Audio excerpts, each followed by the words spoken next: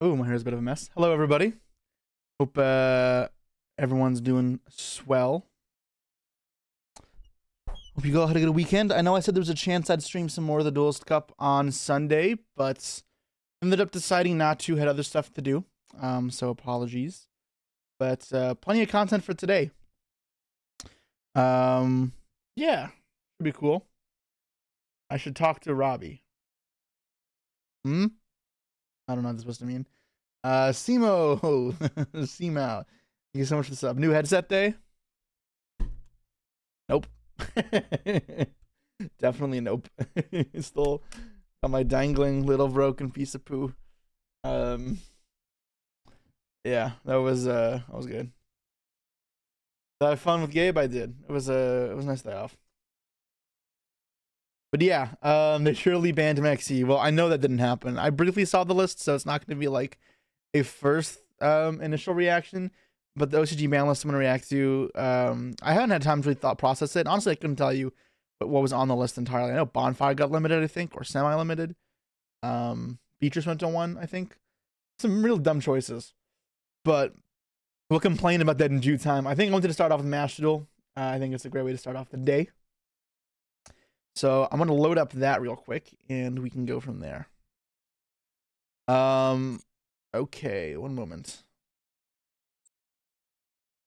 Here is Master Duel. There we go. All right. You watch Trish lose the will to live. It's rough. It's a very grueling and tiresome, experience doing that grind. Time to cook a new video. A new video should be out as of like 4 minutes ago. My Pyramid of Light deck.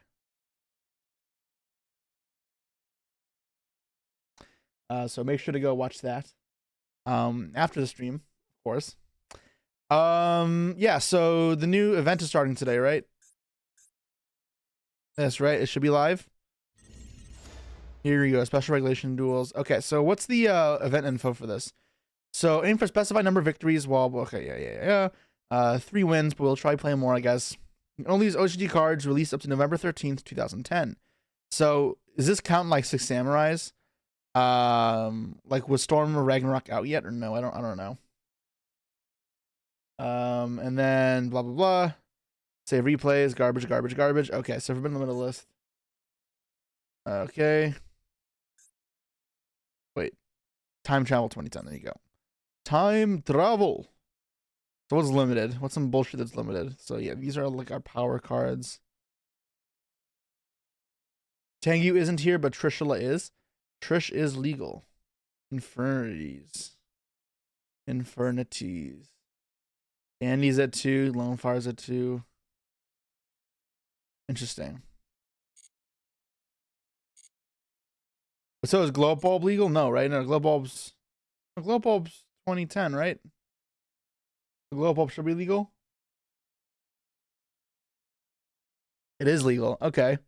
And Spore should be legal as well, right? Yeah, okay. So let's what are the loner decks? Let's take a look. Dandelion Debris. This was my favorite deck. Freedom in reverse. No Maxi. Maxi wasn't legal yet. I don't know if I'd play like the quick draw cards. Even Dandelion is legal? Yeah, of course it's legal. That would kind of like the whole point of the deck, right? Bulb Spore, lovely. I don't know. I don't know how I feel with this build, but what else is there? There's Shining Hero. I found this deck so boring, but this deck is like fine. And then we got Whirlwind's Dragunity. The ban lists were still the same at the time, right?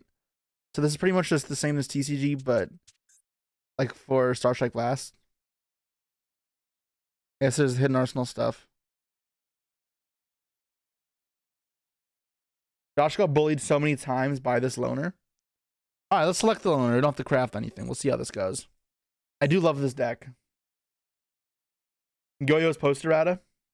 That's funny. Is Gravekeeper stuff all legal? That seems like pretty good. Going first, I draw an extra card, right? Assuming I do draw the extra card, I want this. No Maxi, so I have to get used to playing that. Because I don't play Edison that much. I play Tengu Plant more, which I do have to play around Maxi. This looks like a pile of garbage. 5 monsters. Okay, I mean, that's a good draw. I mean, I only have 1 real play. I'm not setting the Redragon, so... Do people play Thunder King? I thought that Jesse was cooked. Josh, thank you so much for the sub. Fucking Maxi. I'm assuming you played against some Maxi this weekend then. Hero Loaner's a lot better. Nah, heroes are boring, man. I'm not playing heroes. Like, for sure not playing heroes. I do not like that deck that much. Add a hero. Okay, Alias. Is this in the Loner? Because this is a terrible card. Some people played one of it, I guess, but the card sucked.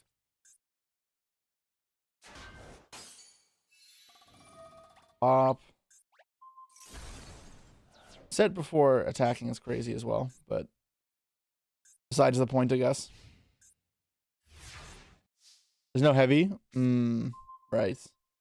Okay, so let's just... I play on bottomless, probably, right? So I just hit the field spell.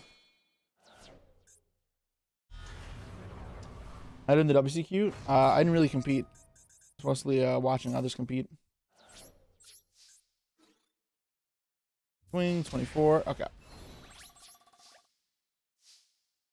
The set might be torrential. Sure. I mean, it could be, I guess. A lot of things it could be. I don't think it's prison. I think we use prison. Alias, sure. Battle. Okay, I have honest. Yeah. Okay, that's fine. And then I'll get Tragodia here. So the Trag will still be pretty big. Question is, do I use the Trag's effect to try steal this? Add it to Gem Spark? Well, why would he set Gem Spark? I guess is the question. Applying a pressure on the life point seems pretty good though as well. I'm gonna do it because I don't need 2 to Redragons.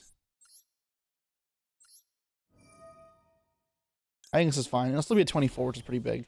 Gem Spark is worst case scenario, then I'll just make a synchro and apply pressure that way. Okay. Mirror Force is fine. Nope. Okay. Cool. I mean, I obviously could have gone for lethal, but I think this is more than enough pressure. So in a world, yeah.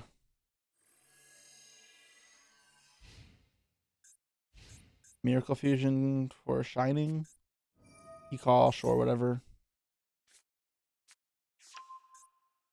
I can't get warnings now, which is important. I'm not sure if warning is in the Loner deck, but if it is, yeah. Can revive Tragodia? It cannot, because it has mystery attack points. There's Gem Spark. After Drag, yeah. Sure, that's fine. That's a very low value Gem Spark for them, and tempo requirement as well, because they have to banish, they have to use the normal summon. Okay, so that's gonna do that. Do I have an immediate out to this? No, right? Like, I can Black Rose, that's pretty shit. I can try to go for a game with Gun Gear. I don't know if I should be. Maybe I am. Forces the trap, I guess. And then I can set limit reverse. I don't know. It's once per turn discard up to 2, or as many as I want. Once per turn discard up to 2, yeah. Phoenix Chain would suck bad if I go Gun Gear. I think it's fine though, actually. Gun Gear's probably just okay.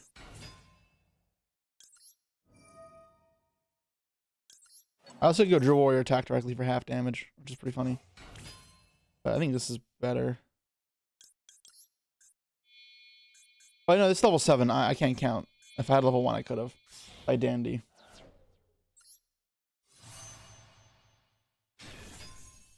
I just know the back rows. Probably 7 tools. Do one at a time. Get rid of this. Not really doing anything. Solid road again? Yeah, just kill both. Cool.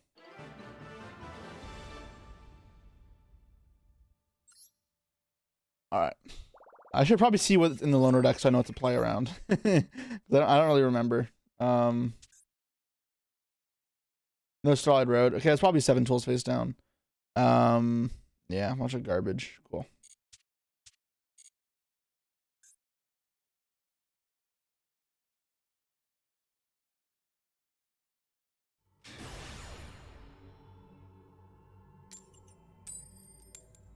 Okay, won the roll. Let's go first again. Nice.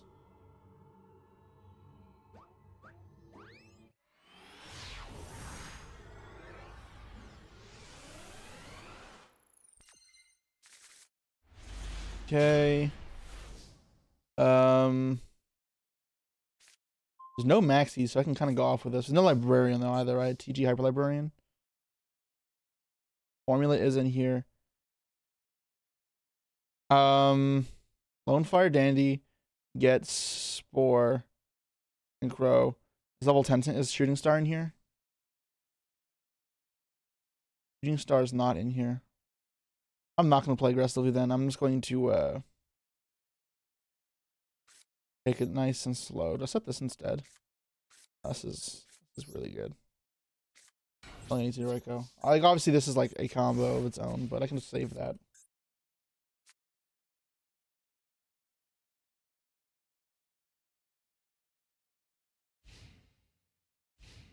Shooting is in the event, is not in the letter. Yeah. Yeah, I figured because Formula's legal. It's the same set. Is it Heroes again? Everyone loves this boring deck. It's crazy. Helios. Alright. There's gonna be no priority, obviously, right?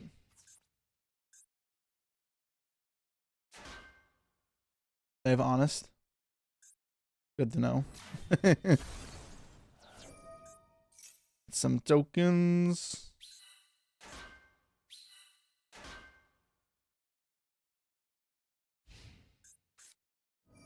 Skyscraper, alright. This card is so bad. Holy shit.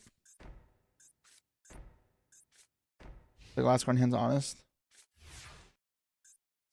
Alright. Sangan, another monster. Alright. I want to get the Spore out of my deck, I think.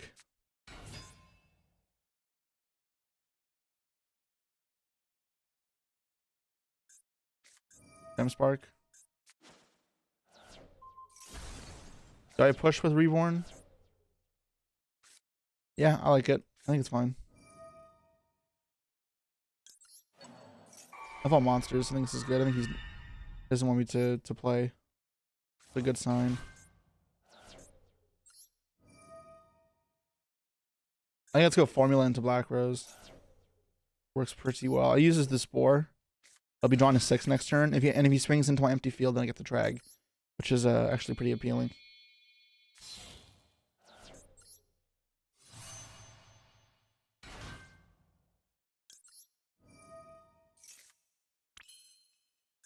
That card is not great, but it's fine, I guess. Banish Lone Fire because there's no Levier.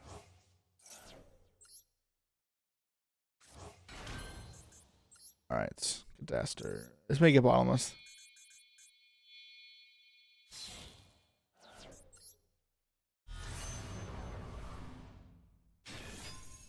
Yeah. Bottomless Trapple. That's fine. I am okay with that. How many level 5 synchros in this deck? Is just the one? This list is terrible.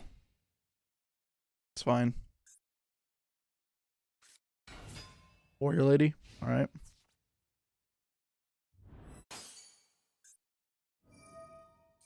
That is crazy neg. I guess I'll take that.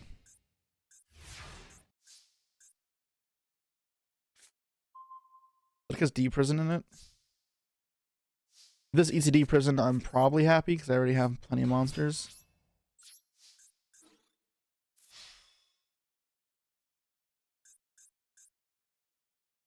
Yeah, cool. Means this is more likely to connect, so I'm okay with this.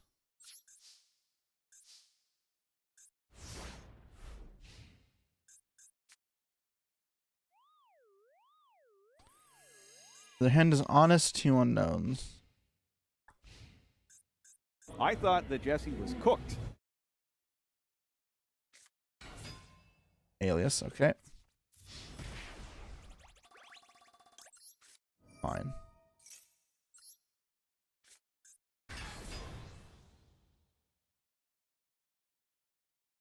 Question is going to be, do I steal that? End phase. Their hand is all monsters. Do I discard that is the question. Do I discard? It feels kind of shit, but it's fine. Like, keeping them off their bodies is so nice. Matchup.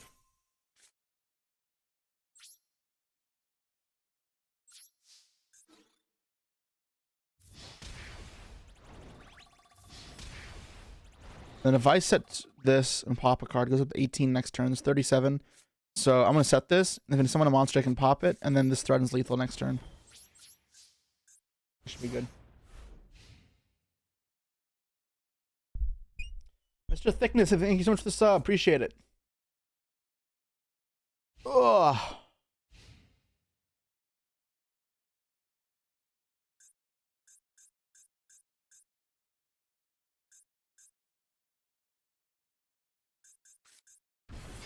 Cyber Dragon. Alright, not shabby.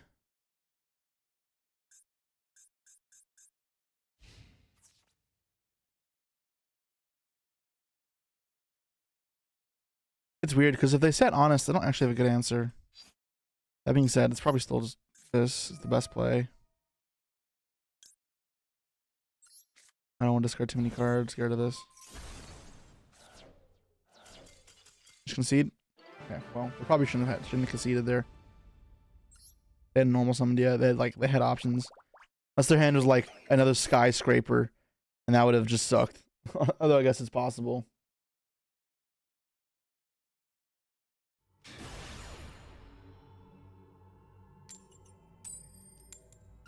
I won 3 die rolls in a row.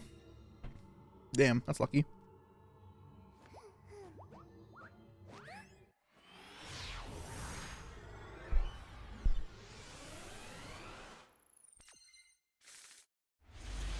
This hand is very different than the last few. Okay, that's fine. Bonefire is a good draw. Card Trooper is the easy normal summon here, though.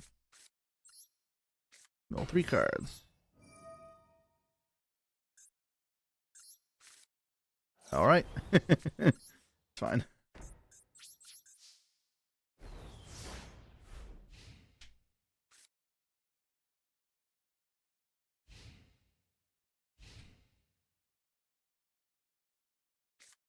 Okay, so it's not heroes this time. I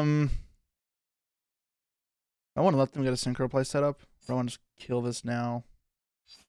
I don't mind killing this now and trying to be aggressive as well. Before they can use Gale or Bora.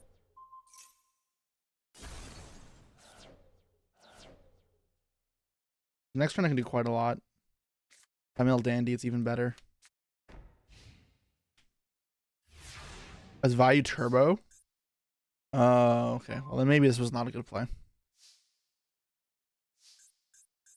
Oh, fuck.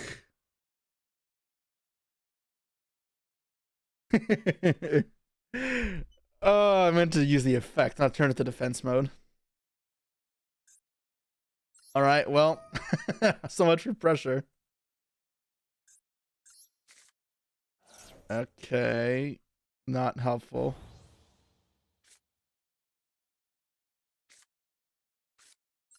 See if he gets torrential, I guess.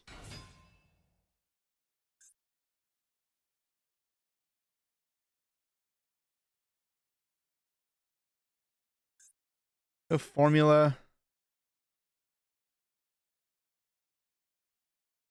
And then make.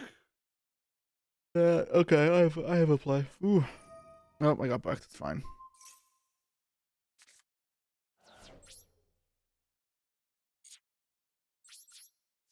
That's fine. That's my own fault. It's my own fault. I deserve it. We have 5 monsters for Avarice. Not that I want to Avarice level either, but that's set up at least. Refer? Yeah, this is Via Turbo for sure. It's send dandy. Yeah, of course. I just rather draw. Like, you usually want to draw first. That way you just know what you're getting into. Battle phase. Attack the lone fire probably. Yep. They don't have darks in hand. They want to discard really. Otherwise, they probably would have killed the trooper as well. Not kept letting me mill. And phase. All right. Have a target. I don't know how many quick draws in the deck. Does? Okay. Cool. 3. It's monster. Cool. Mill 3.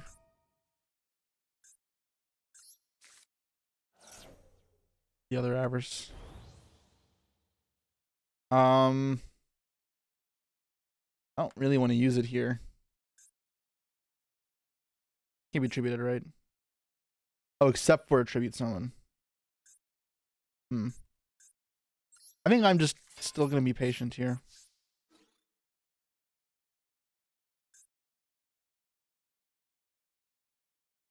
Get deprisoned, perhaps.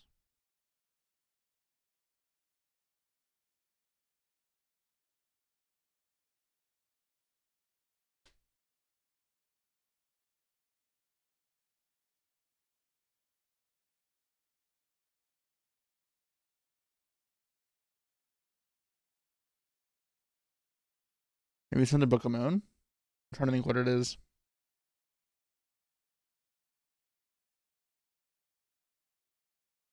Would be Gale? What do you mean Gale? I don't think I can get OTK'd. There's Dark Arm Dragon would be the one that OTKs me, but it's that one, right? I could add support to any weak archetype. What would I add? Tunes. I love tunes. I wonder if they do that for turn. I didn't grab for last turn. Yeah, that was great.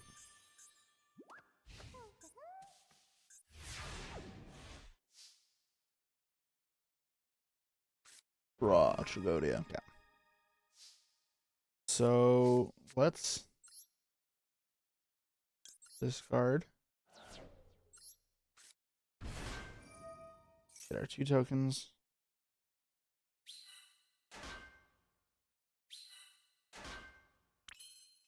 And then let's synchro summon for Drill Warrior.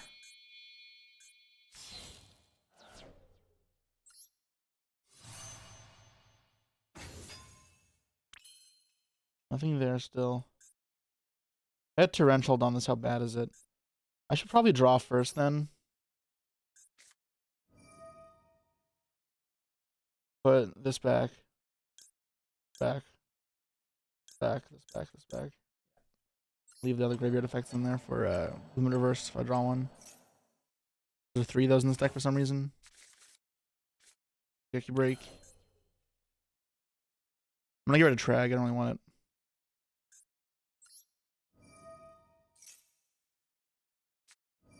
Pulse. I still have to discard a card. That sucks.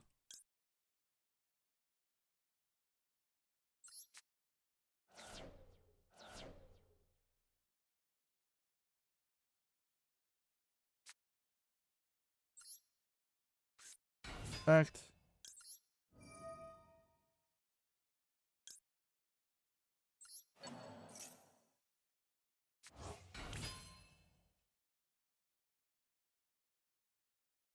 And then let's go Synchro for Black Rose.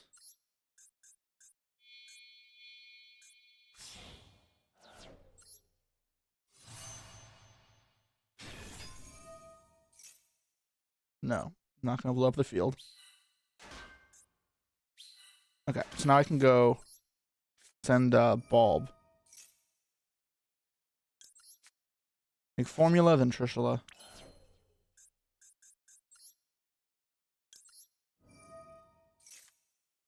Right. So we draw. How many Avarice are in here? Hopefully 3.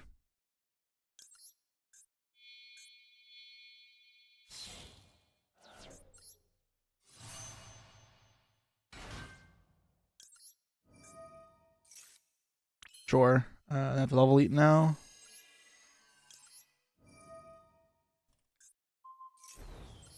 Otherwise, obviously, you can't Trish.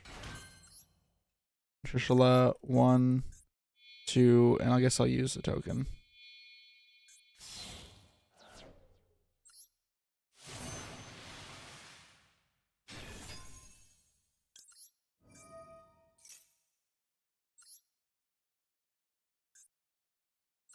Banish Sirocco and randomly from their hand.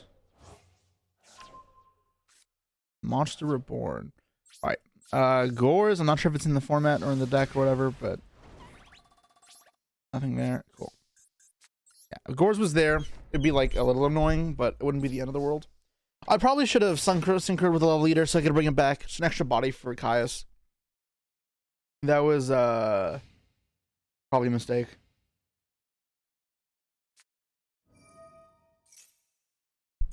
Yeah, I don't care about that.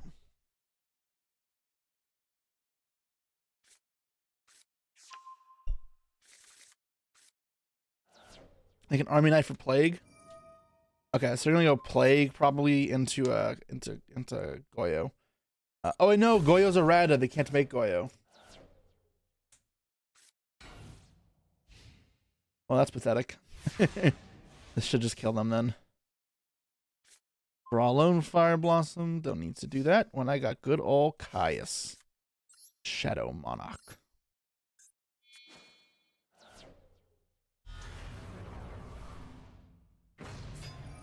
Good old Caius, one of the old classics. Okay, well, last card in hand, we know what it is. Easy 3-0. Anyone want to bust out full power samurais? Wait, oops. I asked if 6 samurais were legal. I thought Storm Ragnarok wasn't. Ooh.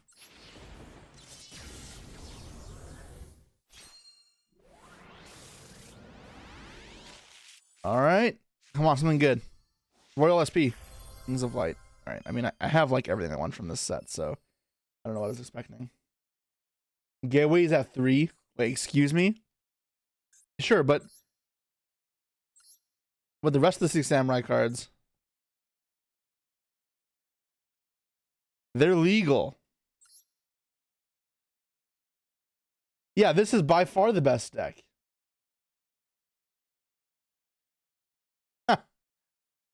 Crazy. But it's OCG only, right? So Max C's not legal? Yeah, it's not legal. Damn, no one wants to spend the dust though on these cards. I cannot fucking spell. This isn't a pack, right? Yeah, it's not a structure deck. Gateway's an ultra. Same shit. Waste your gems? For what? Do it for the content? Alright, I'll make a poll. Make a poll. What do I do? Burn my gems on... Sorry. Whip out credit card for 6 samurai.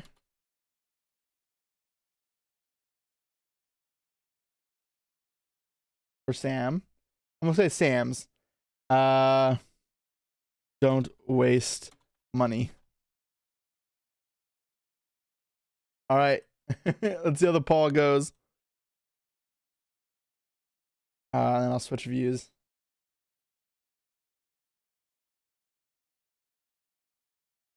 All right, so far it's looking... Holy shit, fuck you guys. No one ever votes in my polls this much. Only when they want me to suffer, I guess.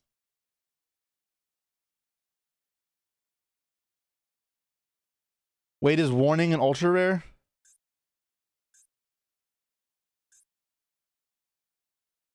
But I have cap locks on. It's a super, it's whatever.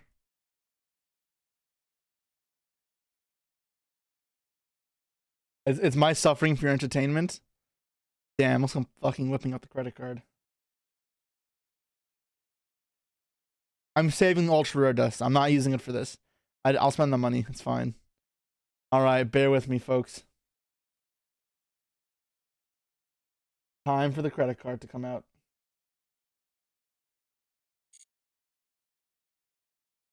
Holy shit, I hate all of you.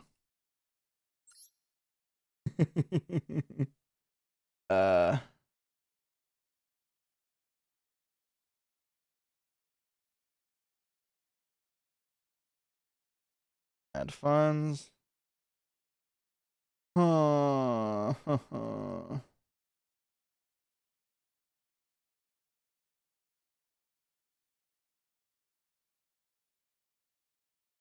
This is lagging.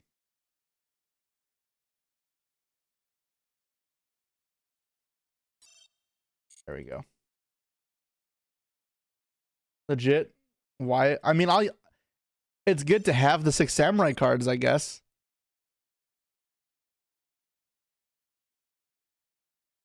This is Cancer. Oh my god, why am I doing this? Why am I doing this?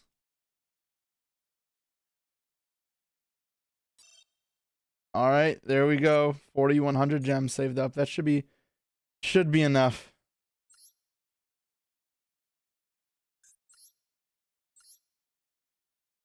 All right, 6 Sam. What super rares are there? This comes in the right pack? It does. All right, generate. Got a free pack. Awesome.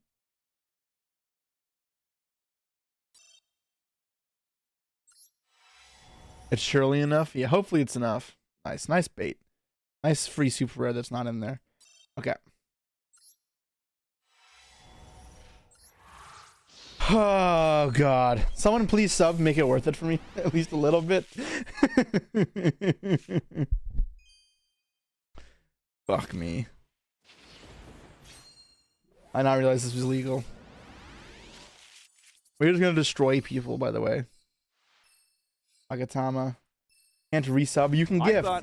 D&D goes. Thank you for the 5 gifted. I appreciate it. I have to do a sub goal for stuff like this. I should have, yeah. Mr. Thankness, thank you for the 1 gift. I appreciate it. Holy fuck, what am I supposed to do with 6 samurai cards after this? I thought that Jesse was cooked. Tiny Ethereum. Alright, cool. I should have did a prediction for my spoils. I'll do that for the next one. Next batch of 10. Alright, there's a keys on. I thought that Jesse was cooked. Here we go. I'm banking on a good old Gateway to 6 here. Gateway to 6, come on. Okay. Let's go. Oil? Okay. Okay, Gateway to 6 down. 1 down, 2 to go. Pay my rent sub goal. I'm not that down bad. Not that down bad, don't worry. I'm down bad, don't get me wrong, but I'm not that down bad.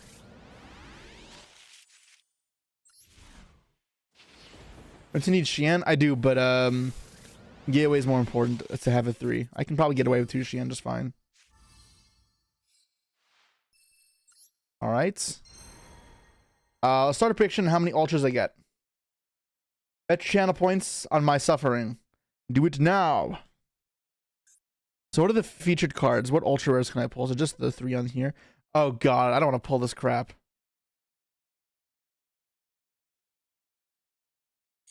Which of these do I own? Just this now? I need this. I need this. I already have one of these. I don't really need this, but it's okay. Alright.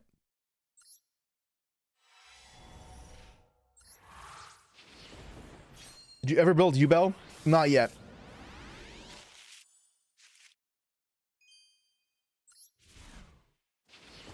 You always feel like secret packs are so much worse. No, that's not true. I had fine luck. I remember I had to pull for the rank 10s. My Pyramid of Light video. I was looking for the Earth, like the train rank 10s, like Dreadnought, whatever. And I got them like 2,000 gems. I got like both of them. I'm like, okay, that's cool. Don't have to get like super crazy. Gateway. Fuck you, you bitch. Worst card. Why is this an ultra rare? Why? Ah, what the fuck? Useless ass card. Why is that an ultra rare? That card sucked when it was released 12 years ago. Thought about the new Ice Bear support. It's okay. It's bad. It's okay. Yeah, just okay. That's all I have to say about it.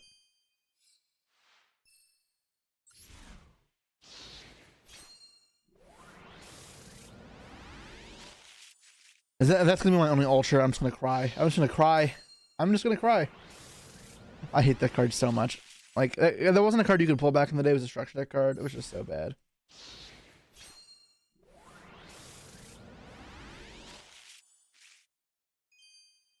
Discordance of the Testina.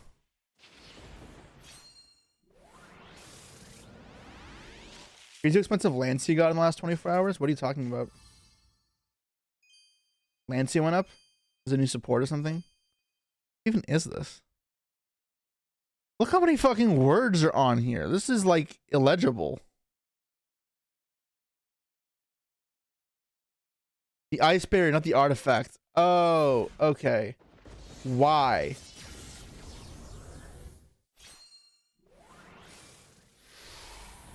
Y'all can't refer to Lancey and not mean the artifacts, by the way, because that is what it means.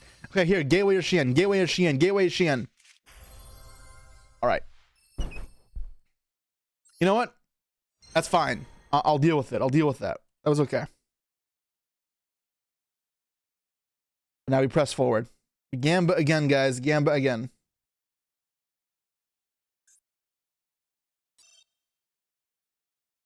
We need Xians now. 2 Xians and a Gateway. Come on, high roll. Give us like 5 ultras here. You can do a game. You owe us. After all the shit pulls. How much money I've spent on this game. I checked the other day how much money I've spent on this game. We're at $8,000 fucking dollars now. 8,000. We're approaching the big 10-0. And it's actually so crazy. Turn on Christmas music? Sure. Enjoy. All right. Snow cooked the wallet. Snow is only like $2,000, which is the crazy part. It's like buying cards every set. Every set I have to buy packs because I want to build every deck. All right, come on, Xian. Okay, that card's useful, so I'll take it. I'm a completionist. It's the pay for let's play for YouTube shit, right? And play for Twitch. I just want every deck available. Ah, great. I needed a Rhino Heart. Yeah. If you were Royal, I would have popped off. I would have fucking gone crazy. No. Fucking stupid ass.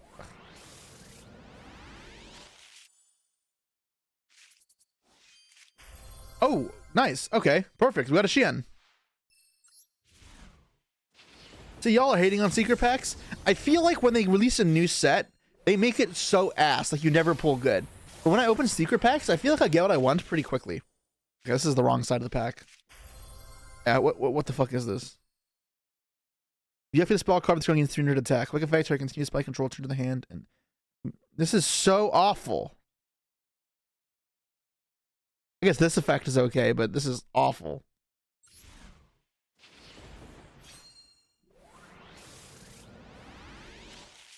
What was the last Royal I got?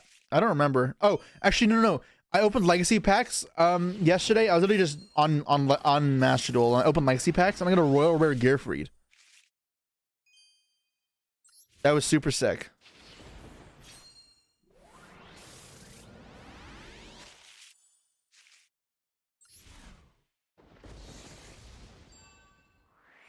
Okay. It's a super rare, not an ultra.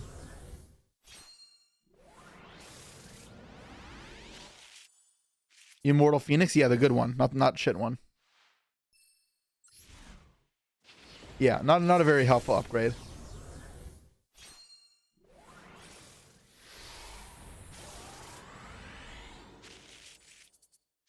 Okay, another United. Sure, we have 3 of those now for sure. I mean, I got 4 ultras, so I mean, it's good. It's just Yeah, I mean, I'm happy with that. All right, one more batch of 1,000, then we'll craft what we need to that's left. But we got like a lot of what we wanted, I think. So I guess I'll like feel okay about that. Turn off Chris's music. Sure. We'll go back to normal music.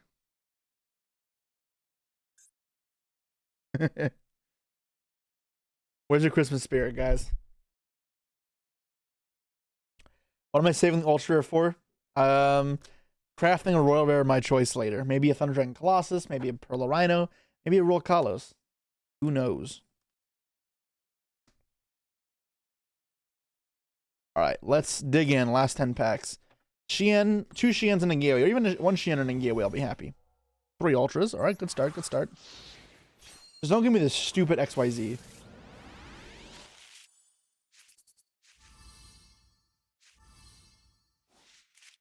Fuck! I fucking called it. Bitch.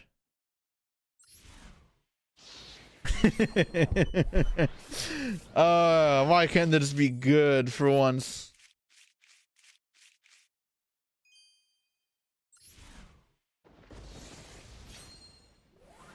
It's okay, it's okay. We get it here. Magatama, alright. You would have laughed if it was a Royal Rare. I would have been so tilted if it was a Royal Rare. Okay, here we go. Alright, so it's on the right side.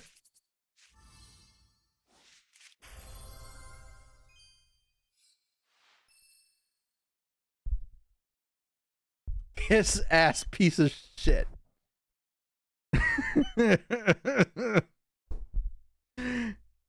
Look how I'm saying how secret packs aren't that bad. And then, oh crap, man, like go fuck yourself. Oh.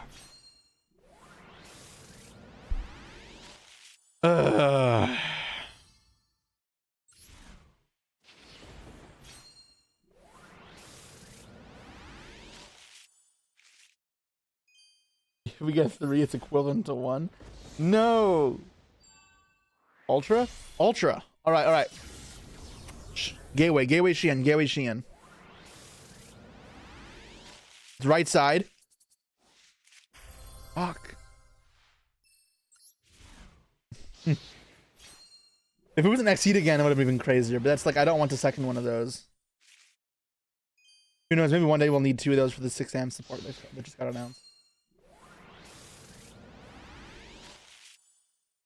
It's right side. Fuck you. Fuck you. How did I pull 3 of the ones I don't want?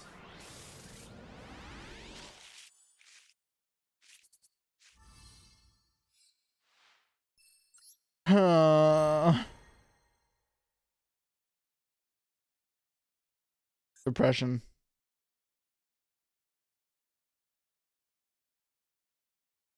All right, I guess. 6 Sam.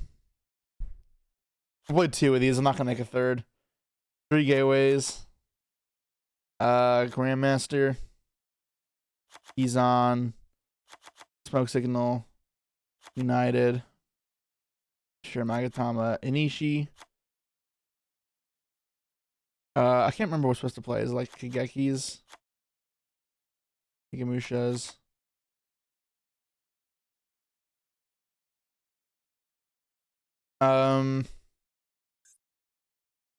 Reinforcement to the army. What cards were limited?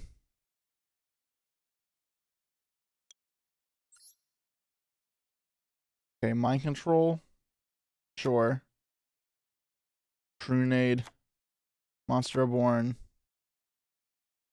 Judgment. Dark Hole. Mirror Force. MST. Torrential.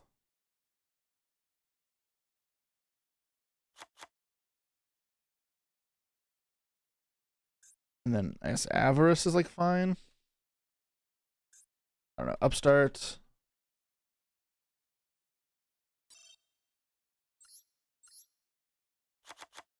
And warning.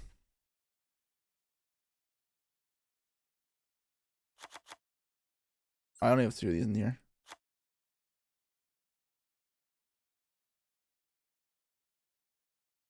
I feel like this looks fine. I don't know how much I need these.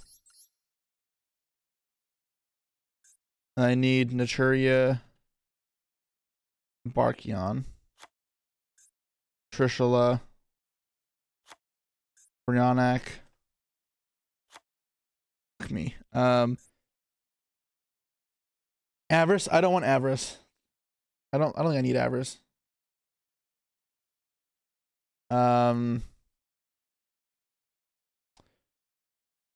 Taster. Gun Gear requires a water. You can't make Gun Gear. Goyo.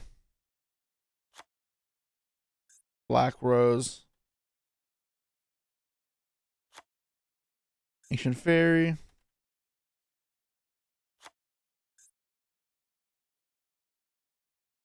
I mean, in reality, I don't really need anything else.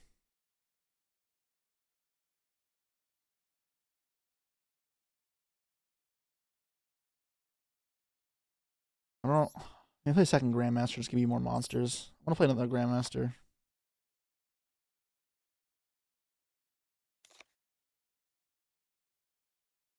What are the synchros there? Naturia Beast. How I can't make Naturia Beast. This is not Earth.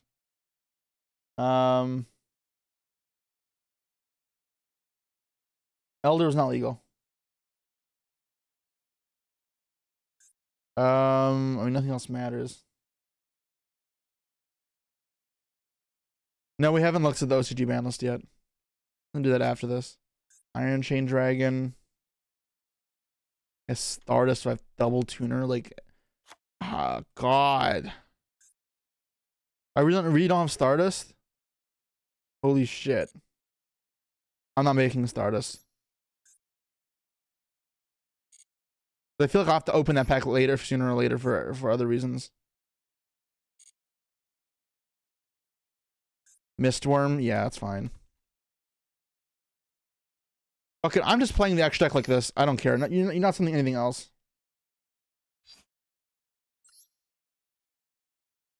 I don't have enough super rare dust.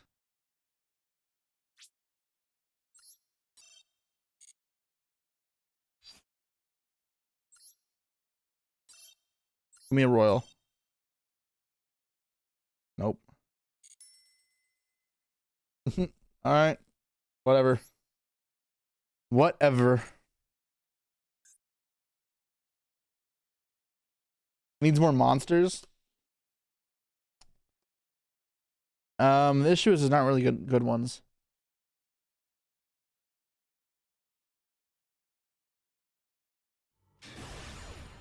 The Exceeds and links that Konami gave me. What? I can't play those.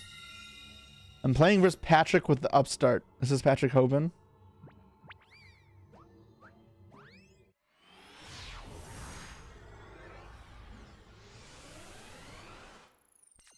Alright. We drew and we brick. We have one more draw. Yeah, okay. We bricked. There's no heavy, so I can just set 3. Like, I guess maybe I do have to play blue and red, which is so ass. Maybe it's just fine.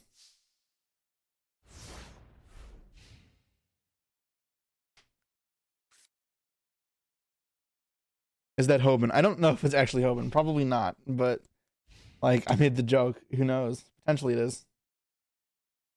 A Duster and Heavy are not legal.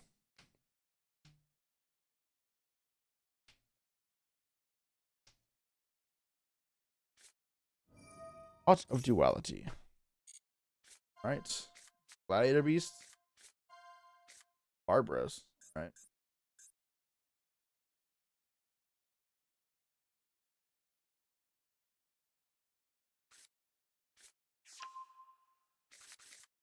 What does Old Man do? What Old Man? Warning?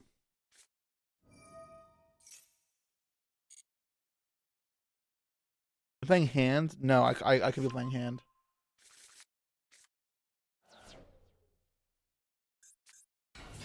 Bottomless this.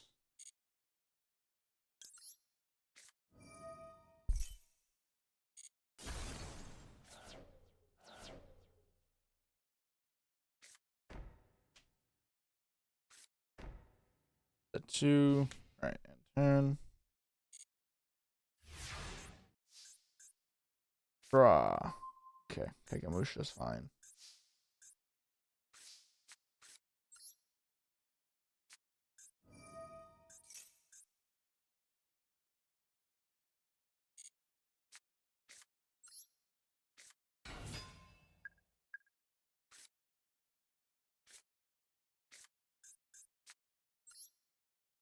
Okay, get that out.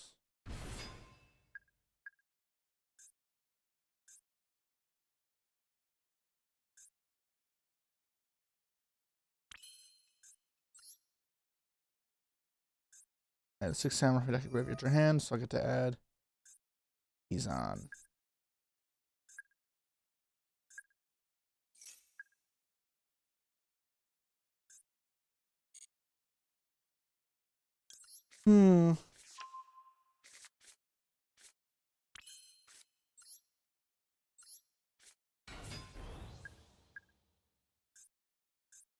Make Barkion here.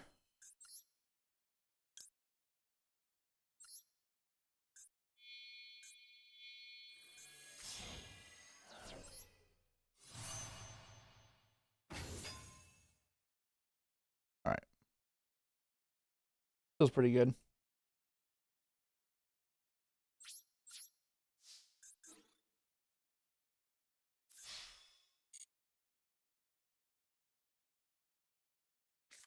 Mirror Force. I get Phoenix Chained.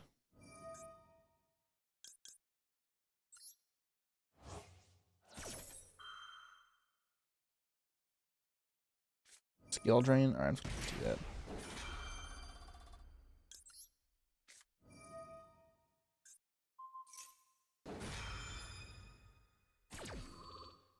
Alright, nice.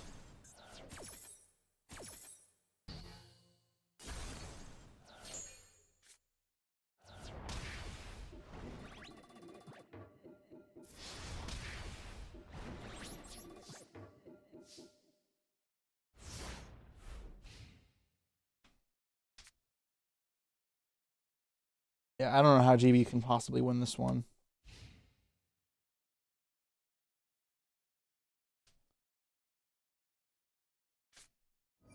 Duality again, sure. Quest, book, duality. Nice. Enjoy your Book of Moon, dude. Is there Prion event? There is not.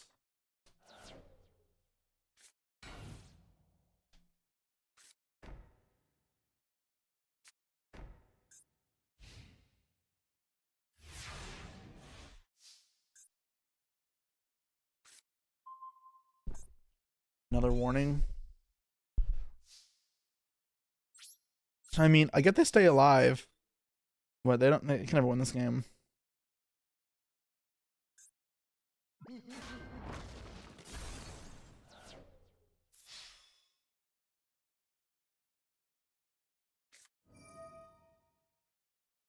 Digging the Dancing Queen.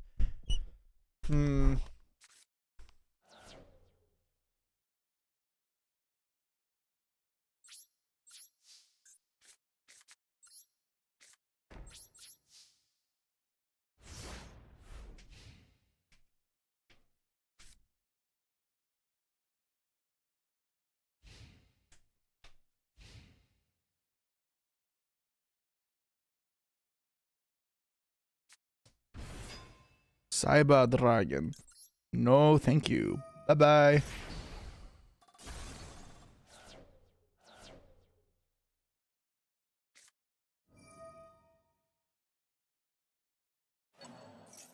As I said, no, thank you.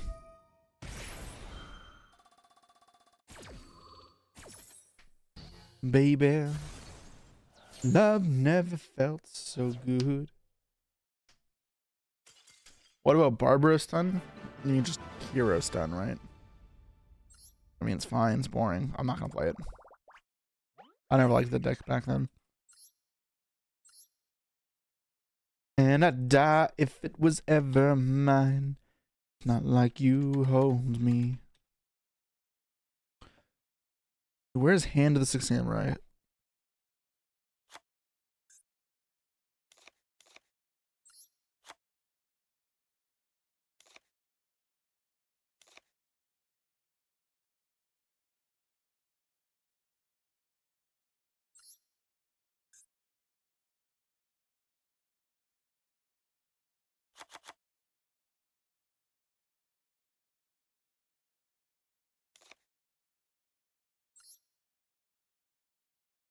Yeah, this is fine.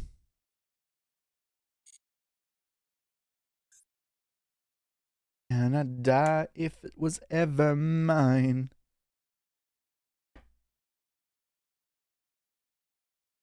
The Toad should be banned at this point. And I'd die if it ever could. Ugh.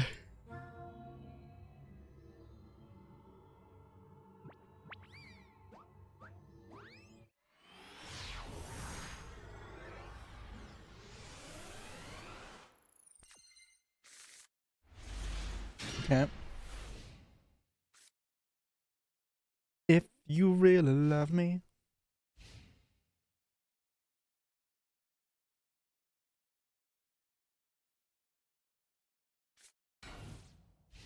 Set monster pass.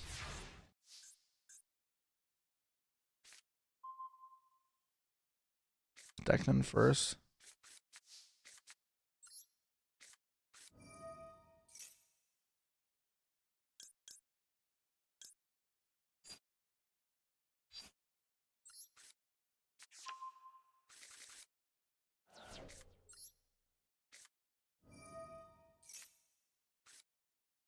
Oh.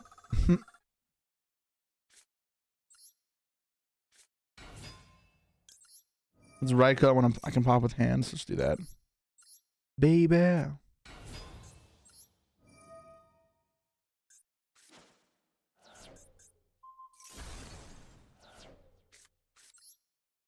don't care about Gores here.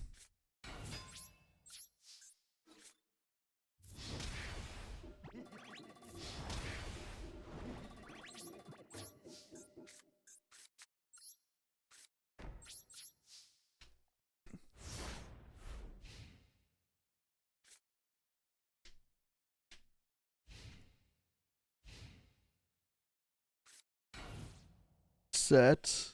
Okay. There's nothing. Love never felt so good. I thought Another that Jesse smoke was signal. cooked.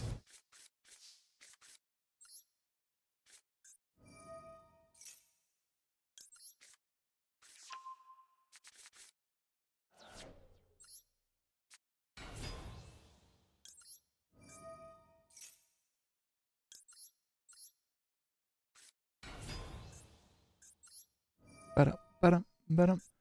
Doodle-doo-doo-doo-doo-doo. Dandelion.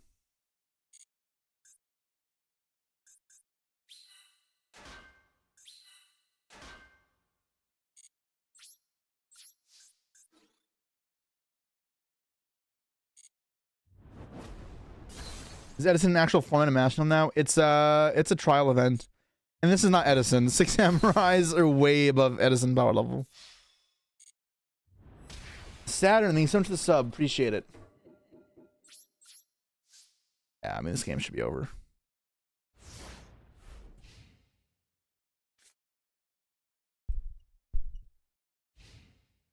God, these cards were so good.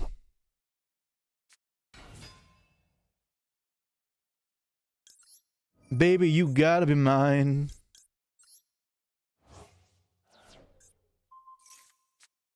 Maybe be my girl. What about Saber? This is definitely better than X Saber. Like I said, these hands aren't even like good that I'm drawing. I didn't draw United or Gateway there. Both of those like auto win.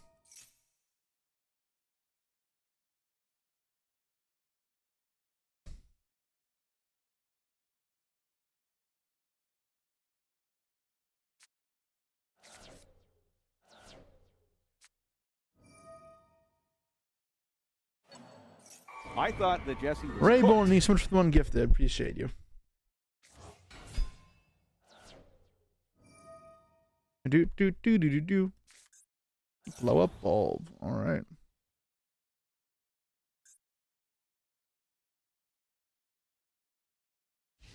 So baby be mine. I want the draw. All right.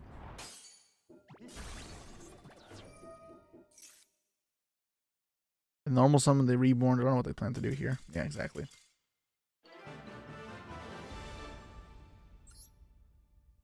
No Dark Soul on X Saber. Why isn't a Dark Soul? Should be illegal. That the dawn could be different.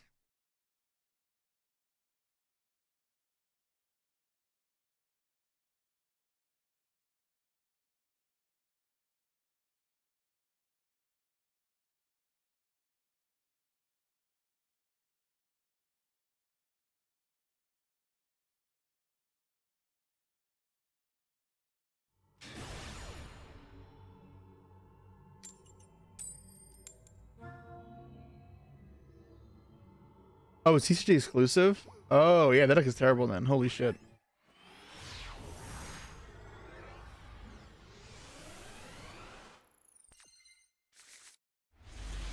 Wow. It's a hand. So, baby, be my girl.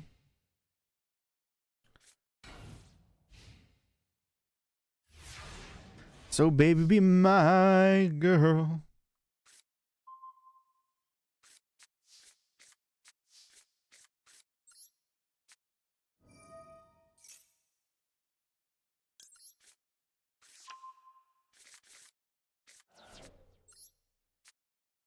Better at Max E, bro.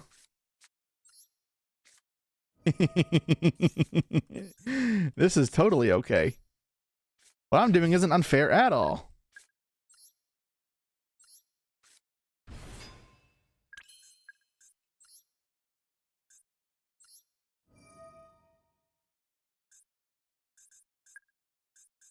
Holy shit, trying to resolve this for like a long combo, I'd probably yell how annoying this looks.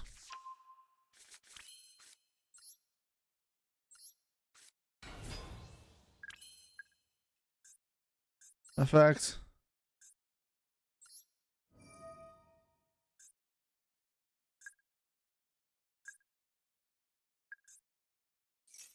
I feel my temperature rising. It's going through to my soul. Burn, burn, burn.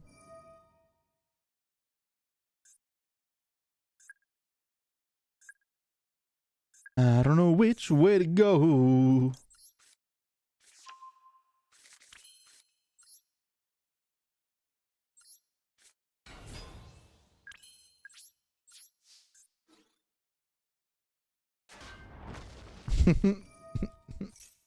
Nice Raiko. Oh wait, I should just made Brio. I forgot Brio was a legal card. Oops.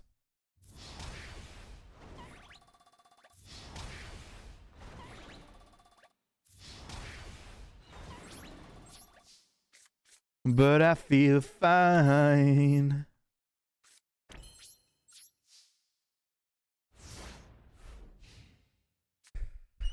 Gateway 6M is not a 2010 deck.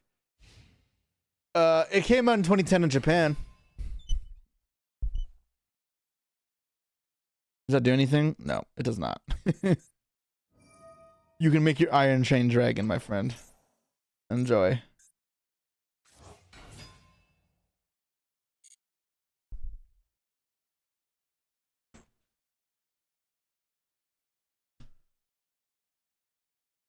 Feel like I'm slipping away. And my chest is a haven. There's Challenger Cups of this format? Wait, what? They don't let us play in them, though. Wait, maybe there's an American one. That'd be funny. Wait, what do they do? Whatever. Farfa's hosting one today? Jeez. Burning love. Burning love.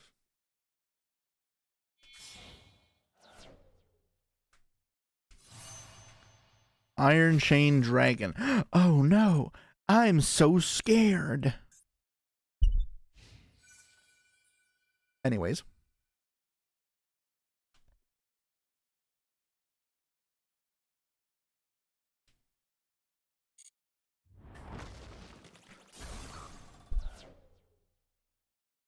gonna mill 3 cards. Sad.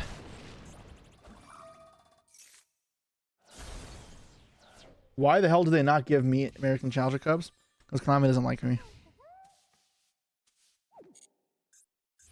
Yeah, man, you have a chance, surely. Draw. Oh. Draw 2 more cards.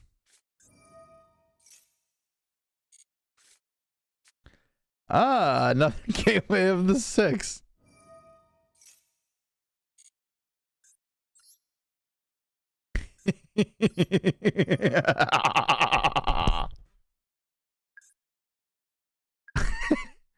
This is so stupid. I love it. I love it.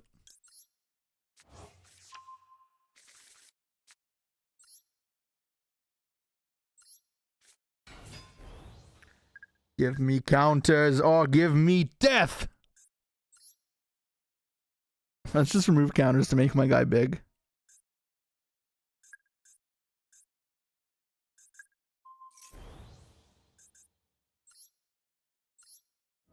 Let's get this over with.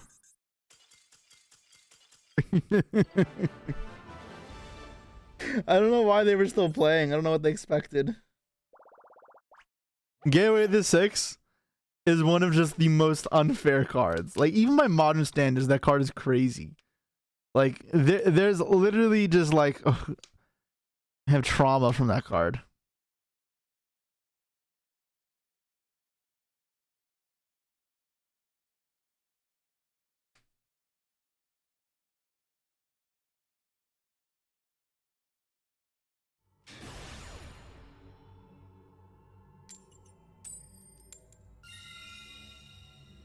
Ooh, I deal first. What deck do you build for this format's card pool, but very extra monster legal and Master Duel is allowed? Oh, every extra. Obviously Samurai. You can do the most with it. Give me a Kikamusha. Grandmaster? That's fine.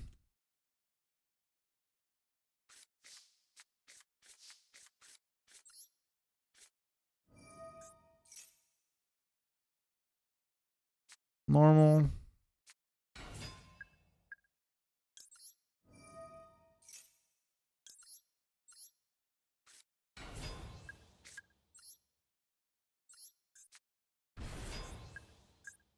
This is so good. Gateway is so unfair.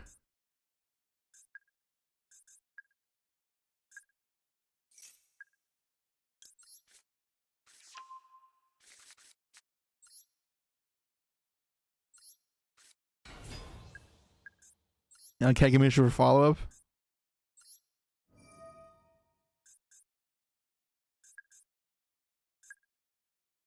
Gateway is so ridiculously unfair.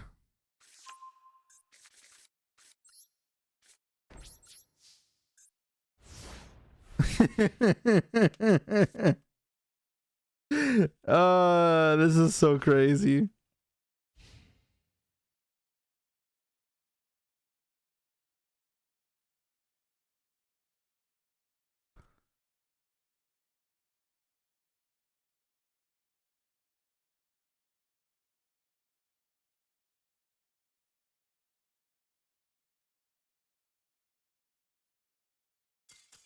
They don't even want to sit here and play through this. Because in reality, I don't blame them. Like, what the fuck are they supposed to do? I have 30 gems for that? Nice. Good, because I spent infinite to get this. Do do do do do do. Don't worry.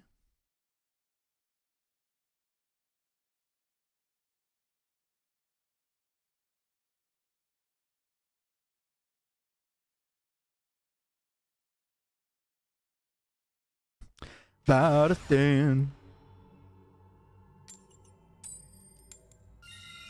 It's gonna be alright. This morning. Do do do do do do. We're just jamming to some Bob Marley, some reggae, while destroying our opponents with a good old 6 fucking samurai. It's what is his hand? Yo, what are the odds these both draw the same card? Singing, don't worry about a thing. Every little thing is gonna be alright. Do do do do do do do. Not bad. It's gonna be alright. Gateway. I'll take that. With the rising sun. Each on my doorstep. Singing sweet songs. Singing, this is my message to you. This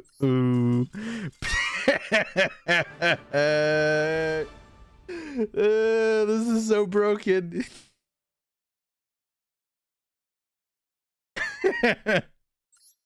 do do do do do do.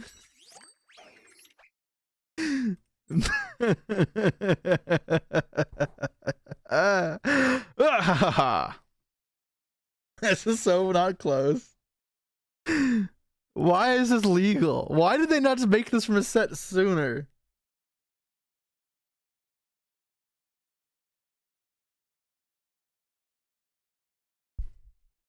Singing, don't worry. I don't need to play anymore. I'm literally just playing to ruin people's days of trying to like complete their quests. Gonna be alright.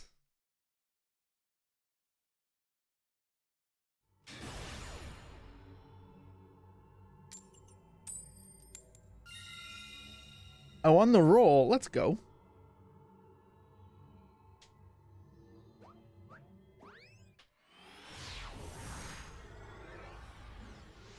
Your 3 games took like 23 turns each. Yo, mine are over like immediately. Ooh, this is like our worst hand yet.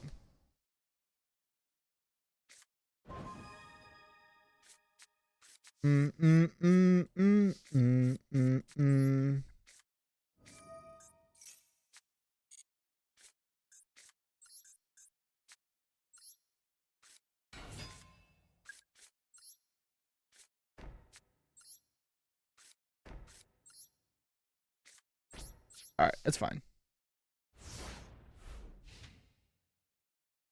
I'm dreaming. All right, what do you got for me, Chicho?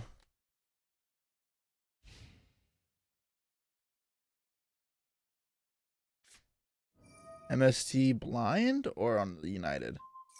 United, all right. Josh trying to play Fisher 2K this morning. It took him like 5 games to get a win. Yeah, I don't seem to have the same problem with this deck. How do you protect this? I don't care about this, right?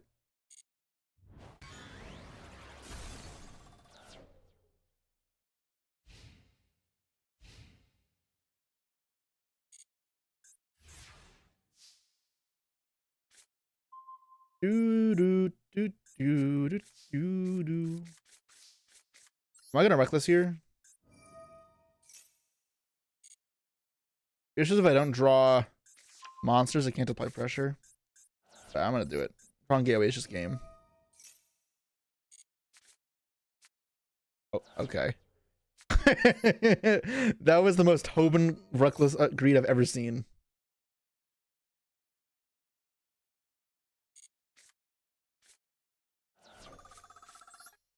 Give me gateway. Come on, give me gateway. Damn. What the fuck? Is this game bugged? Like, this keeps happening. I mean, like, I'll live. That was fine, but, like, what the fuck was that?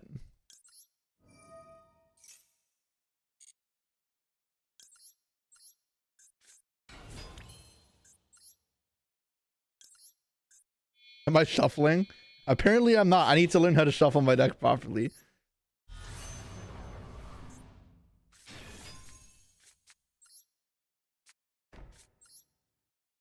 I don't know. I'm setting first, whatever.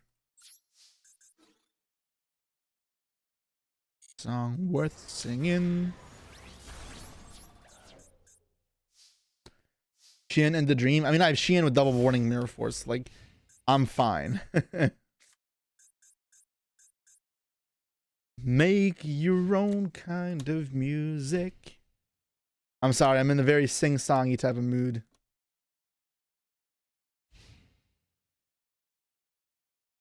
End turn. Alright, well, I don't get a draw phase. Are you gonna Gores me? Warning it.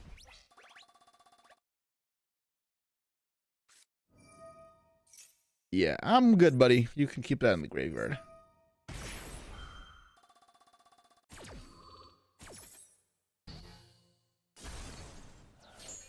Make your own kind of music.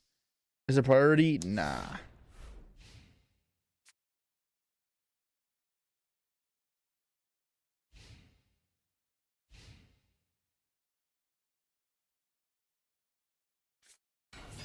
Rebens? Sure.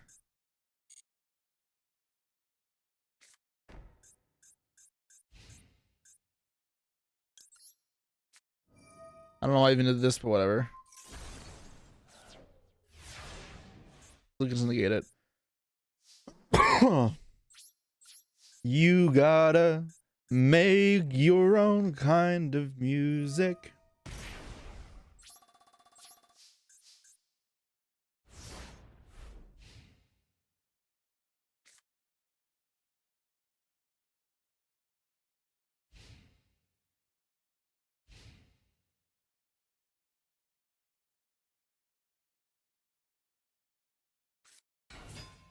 What the fuck is that? Just making Brionic?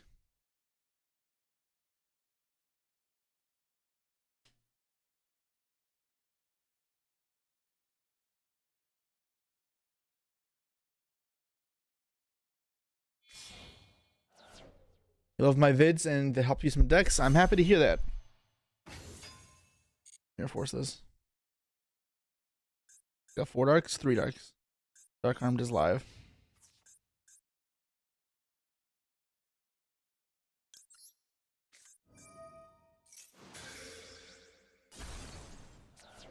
All right. Finally get to draw a card now. Apply some pressure, hopefully.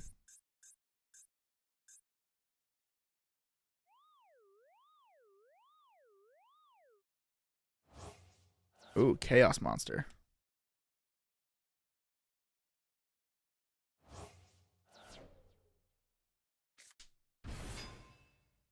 It'll be Anishi. Anishi's pretty good, though. Mind that. If there's a Dark Armed here, I'm actually in trouble. Okay. Great. Get to school. She's a slave to the rhythm. We need 4 darks now? No, he banished one to summon Trunate. To summon the Chaos Sorcerer. 1, 2, 3. Yeah. 1, 2, 3.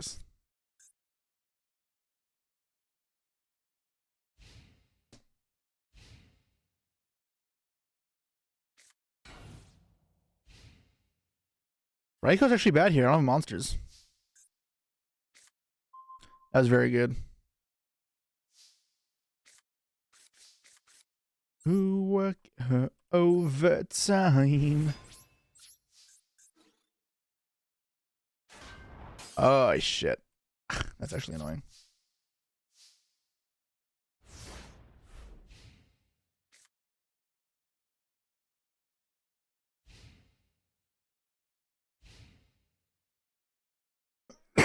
Pardon me.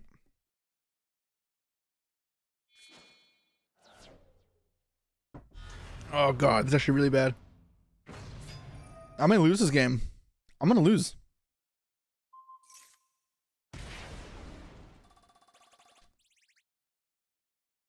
I got fucked with that reckless. I got greedy and got punished.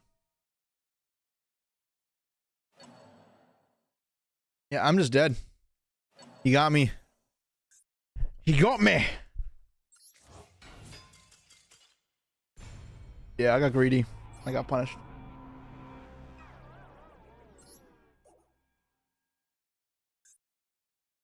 Did you call Caius the OG SP Little Knight? That might be ban worthy.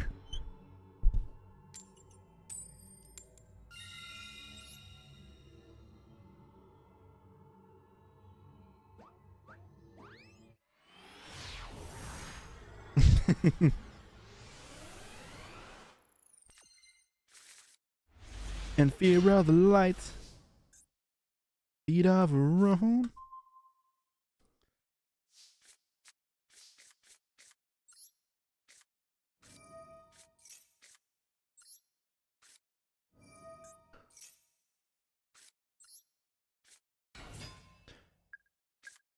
Can you call aside from Lord Zeta the OG Espidal Knight? No, you cannot. Draw 2 cards. Let's draw 2 more cards.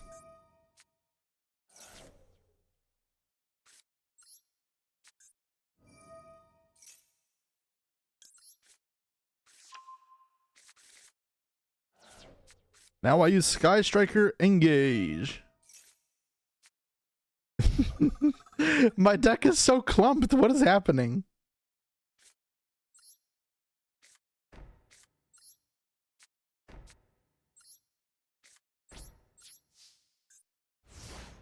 All right. Well, I got triple solemn warning, buddy. So have fun.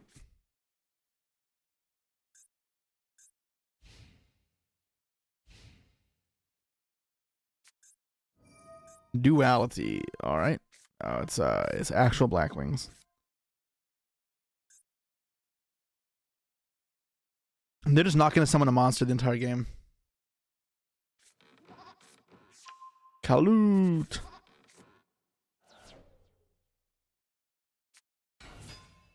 No, thank you. They can go in the graveyard.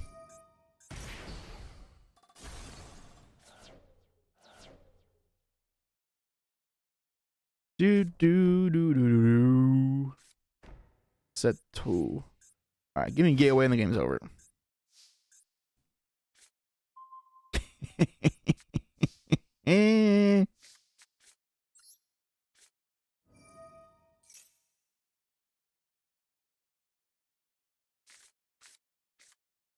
I am here to stay. You are now fucked. Hope you enjoy getting fucked.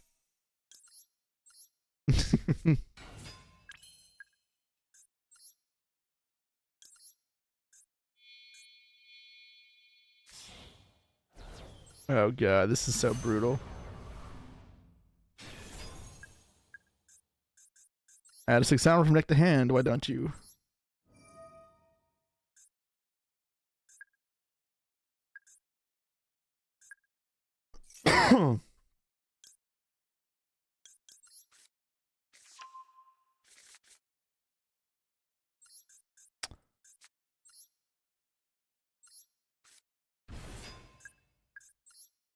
Let's add another 6 sound right from neck to hand. Do. This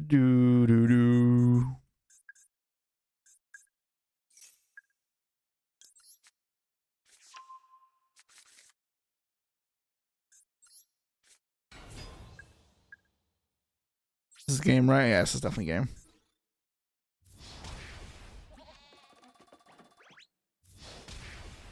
Poor guy.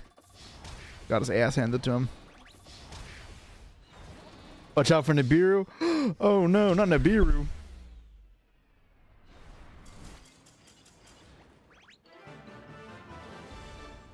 Oh, Gateway, oh Gateway, oh Gateway. How are you legal?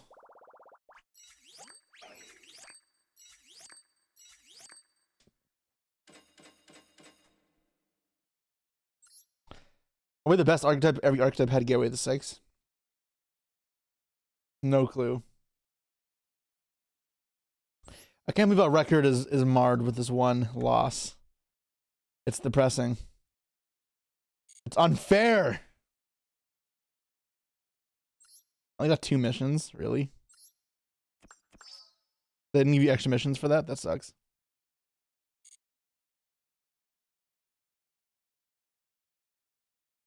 Guess it's fine.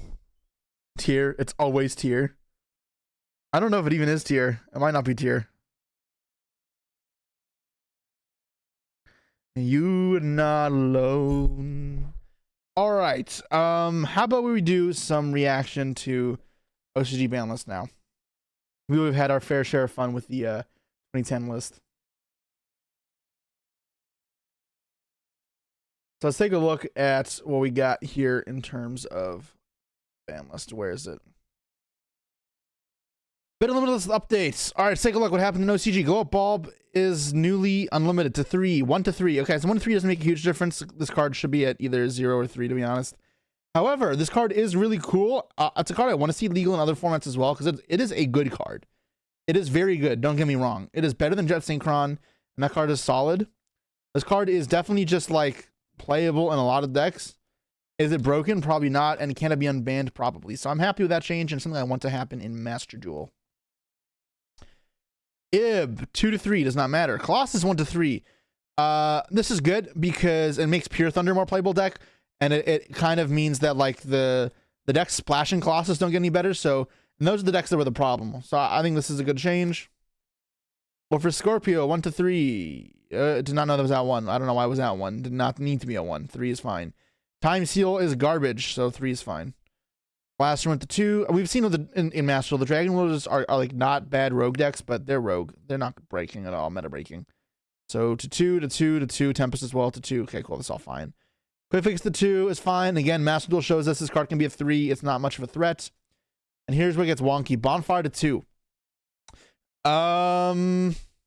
Fuck. I hate this. Like, limiting consistency is so stupid. Although after a certain point, it does do its job. If you limit consistency enough, it becomes unviable as its own deck. Pure Snake Eye is probably at that point now with 1 Snake Eye Ash, 1 Wanted, I think, and 2 Bonfires. Like, your number of starters is so limited. Because you have 3 Witches, well, you have 7 starters. And Poplar's a shit starter. But it makes it really hard to play Pure Snakes. Flush Fire went to 1 because of the new supports.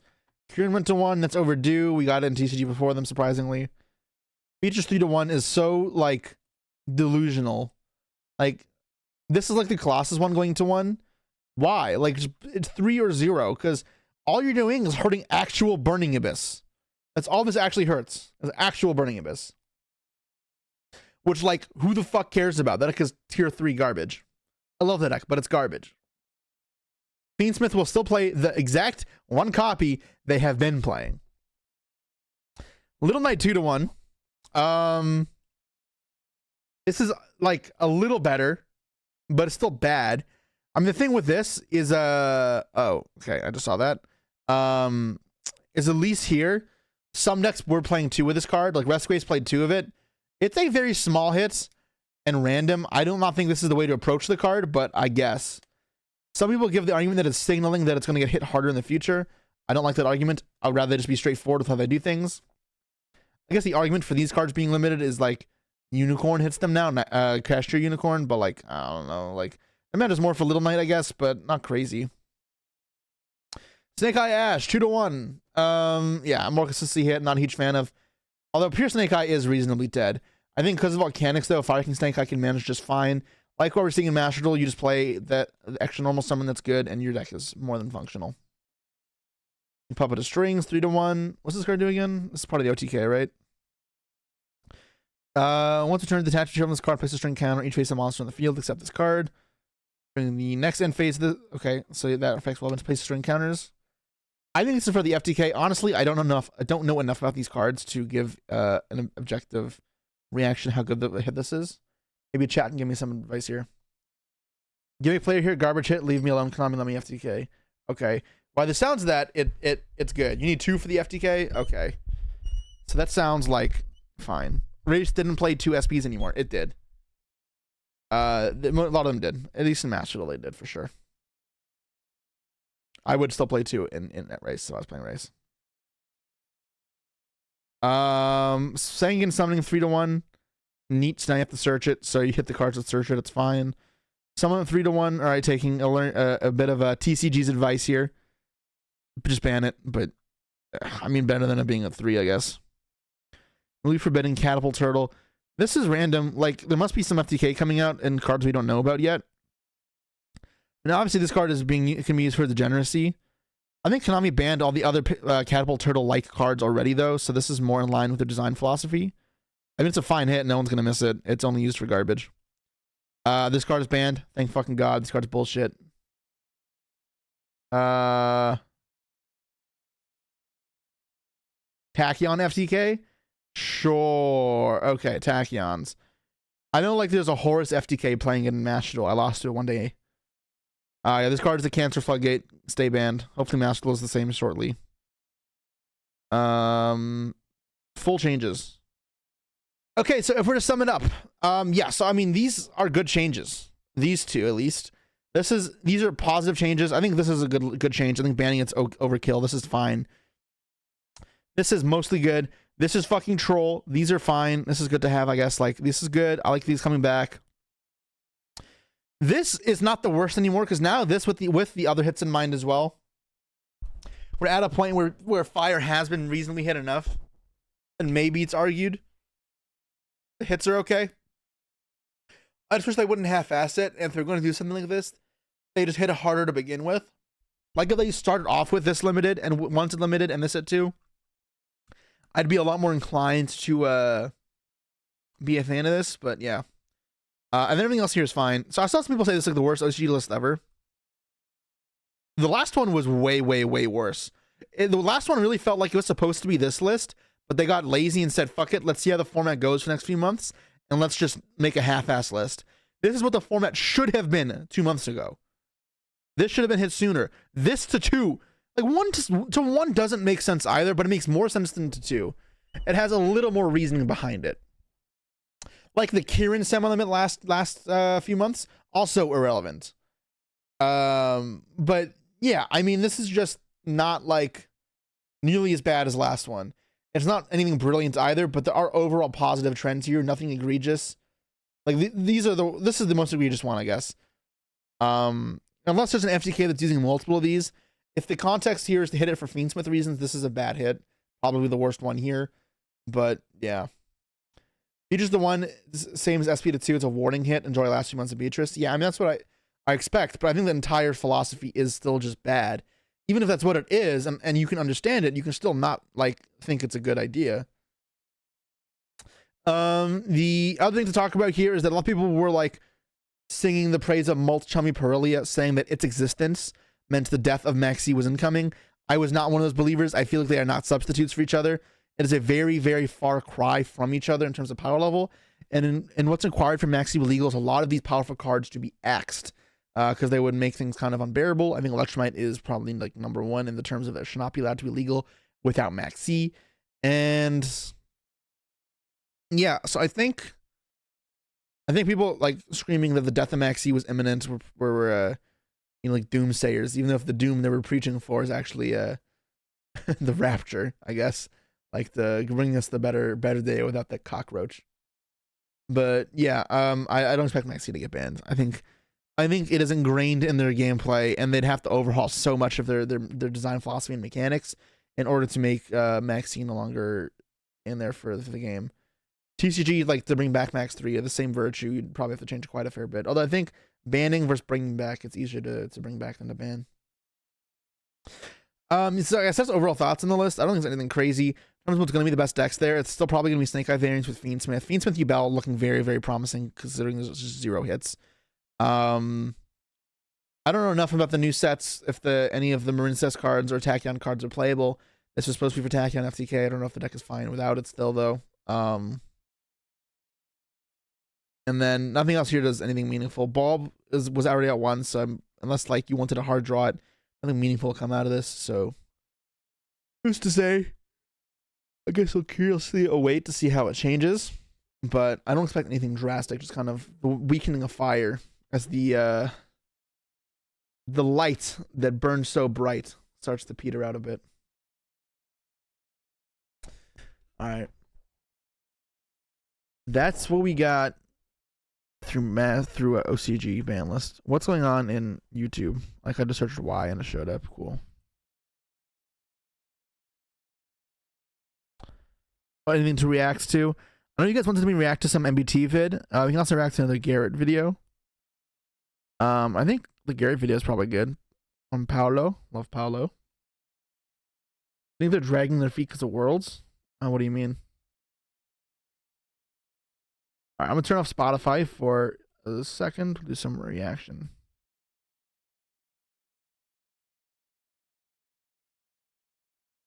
All right, so a real life Pegasus Yu-Gi-Oh feature match review. So I'm assuming this has to do something with making reads. Sorry, Jude. Full Palo documentary coming soon for now feature match review. Strange. I'm not sure exactly what that means. Make sure to like and subscribe. I'll post the link here, but I'm assuming this is a video about making reads, considering it's Pegasus.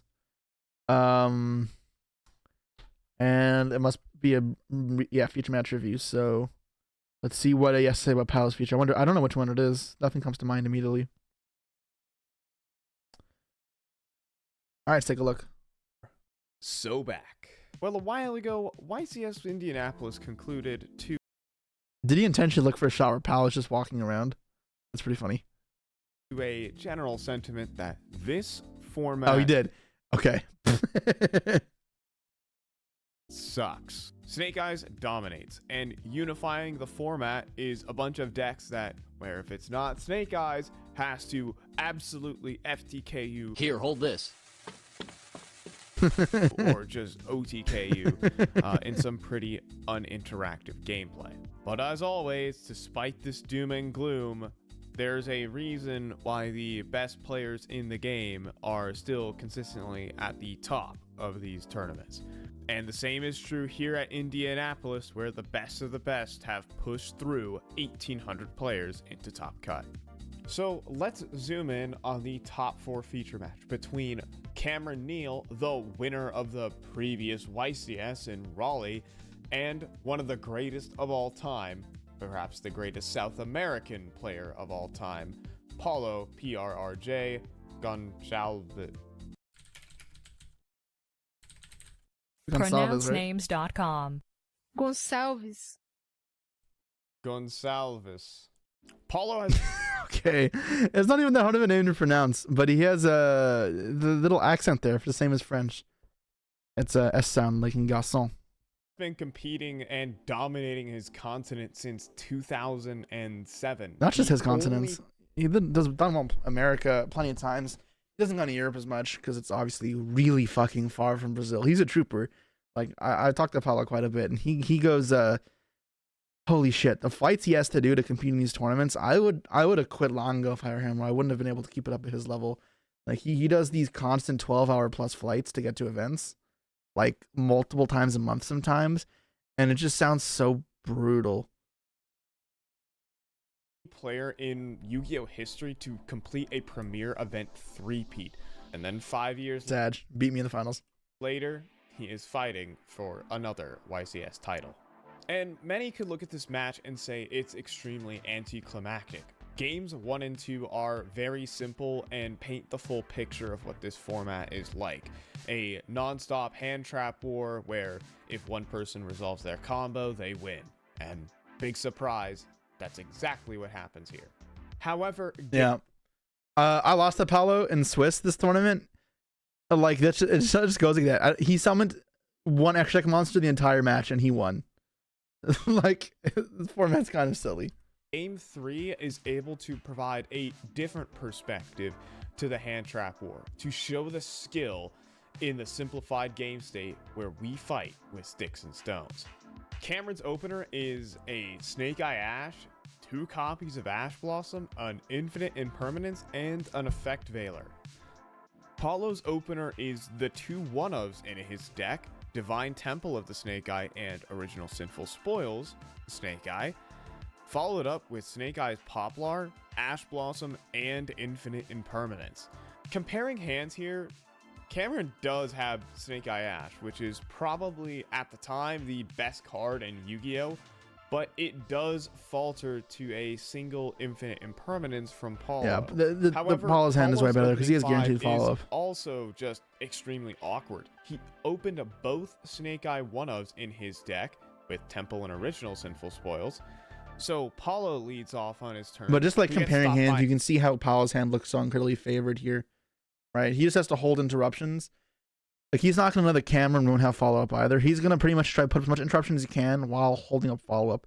Making reads or not, you can definitely argue some points where you have to make reads on what your opponent has. Although the general game state in these scenarios is find a way to apply pressure so you're threatening a way to kill them soon. So they have to do something and burn the resources in response. So that's where follow-up's important, but also make sure you're not leaving yourself exposed where they can draw extra spot where they reverse the scenario. An Ash Blossom on original Sinful Spoils and an Infinite Impermanence on Hida, which just causes him to simply pass turn.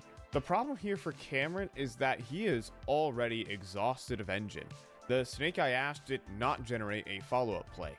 He must top deck into live engine, and he rips a crossout designator. Cameron is going to have to cook a fine meal out of thin air. So this is our situation to analyze. Sticks and Stone Yu-Gi-Oh! Is one of my favorite things to actually analyze because you might be able to truly boil down the correct line of play. It's also easy to... A lot of the time in these Sticks and Stones thing, you're able to check every card in your opponent's hand, so it becomes playing around the top card on their deck, right? And when you're playing on the top card of their deck, it's almost impossible to make the objective, like the absolute correct play because you're not going to know what's there, especially if you don't know your opponent's deck. So you put yourself in a spot where you'll say, I can beat this and this, and then you play around their top deck being a certain thing. Now, obviously, there are some games where you can completely lock your opponent out of the game, and they can't win no matter what their top deck is. That's fantastic. But there are a fair number of times, at least in these game states, where you're in that position. You have to say, all right, I can beat everything except draw Snake Eye Ash off the top. Go ahead. And it's all on that to part talk of the to cards. you guys about because there are very little decisions, but every decision makes a massive impact. So Cameron starts his turn by thinking for a good 20 seconds before he normal summons an Effect Veiler and just slaps on the Superstar Slayer Typhon Sky Crisis. I think I got that right on the first try. And this is his only viable play. However, he could decide to normal summon Ash Blossom. Obviously, that's what he spent this 20 seconds thinking about. And I'm not going to break down the tiniest of percentage points here, but I'll trust that keeping Ash Blossom here was correct. Typhon uses its effect to bounce back Hida into the extra deck. He wants to check the original Then engrave, right? he decides to go to the battle phase to attack over Snake Eye's Poplar. This does allow its graveyard effect to place back the Snake Eye's Diabell Star. And then Cameron sets a new unknown card and passes. Afterwards, during the next turn, Also means that if Paulo nothing happens, he leads can with ash the activating the graveyard effect of Make Hida. original Sinful Spoils Snake Eye.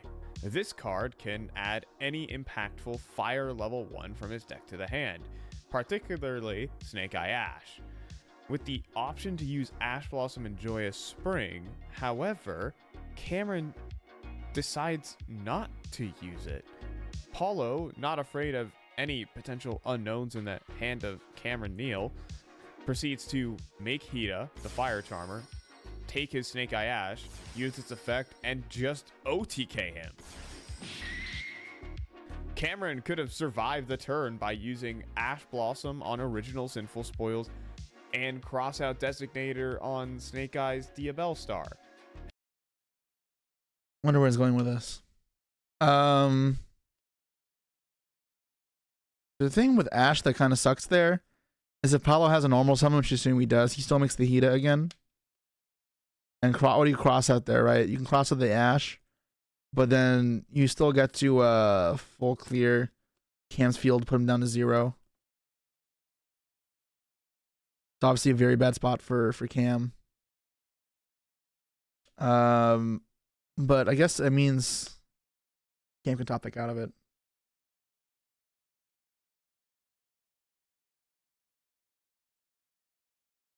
What I think I was thinking at the time was you if you let it go through, like it becomes a point where you can no longer outvalue your opponent and you have to hope their hand is all just like extension, but bad extension, like redundancy from Cam's perspective at least. When I was looking, I can't remember the exact situation. I wanted to, because I don't remember what Paulo's hand. The way for Cam to win was to like Ash or negate the effect of Ash to special summon from the deck which would keep Paulo off of a full field, and then Cam would have the miracle draw. I think that might have been possible. Because he may have drawn a Poplar for turn, which is pretty bad. I don't know. I think it was like, okay, so if it's original, get Ash effect, get Poplar, make Hita. I mean, it's still really bad regardless.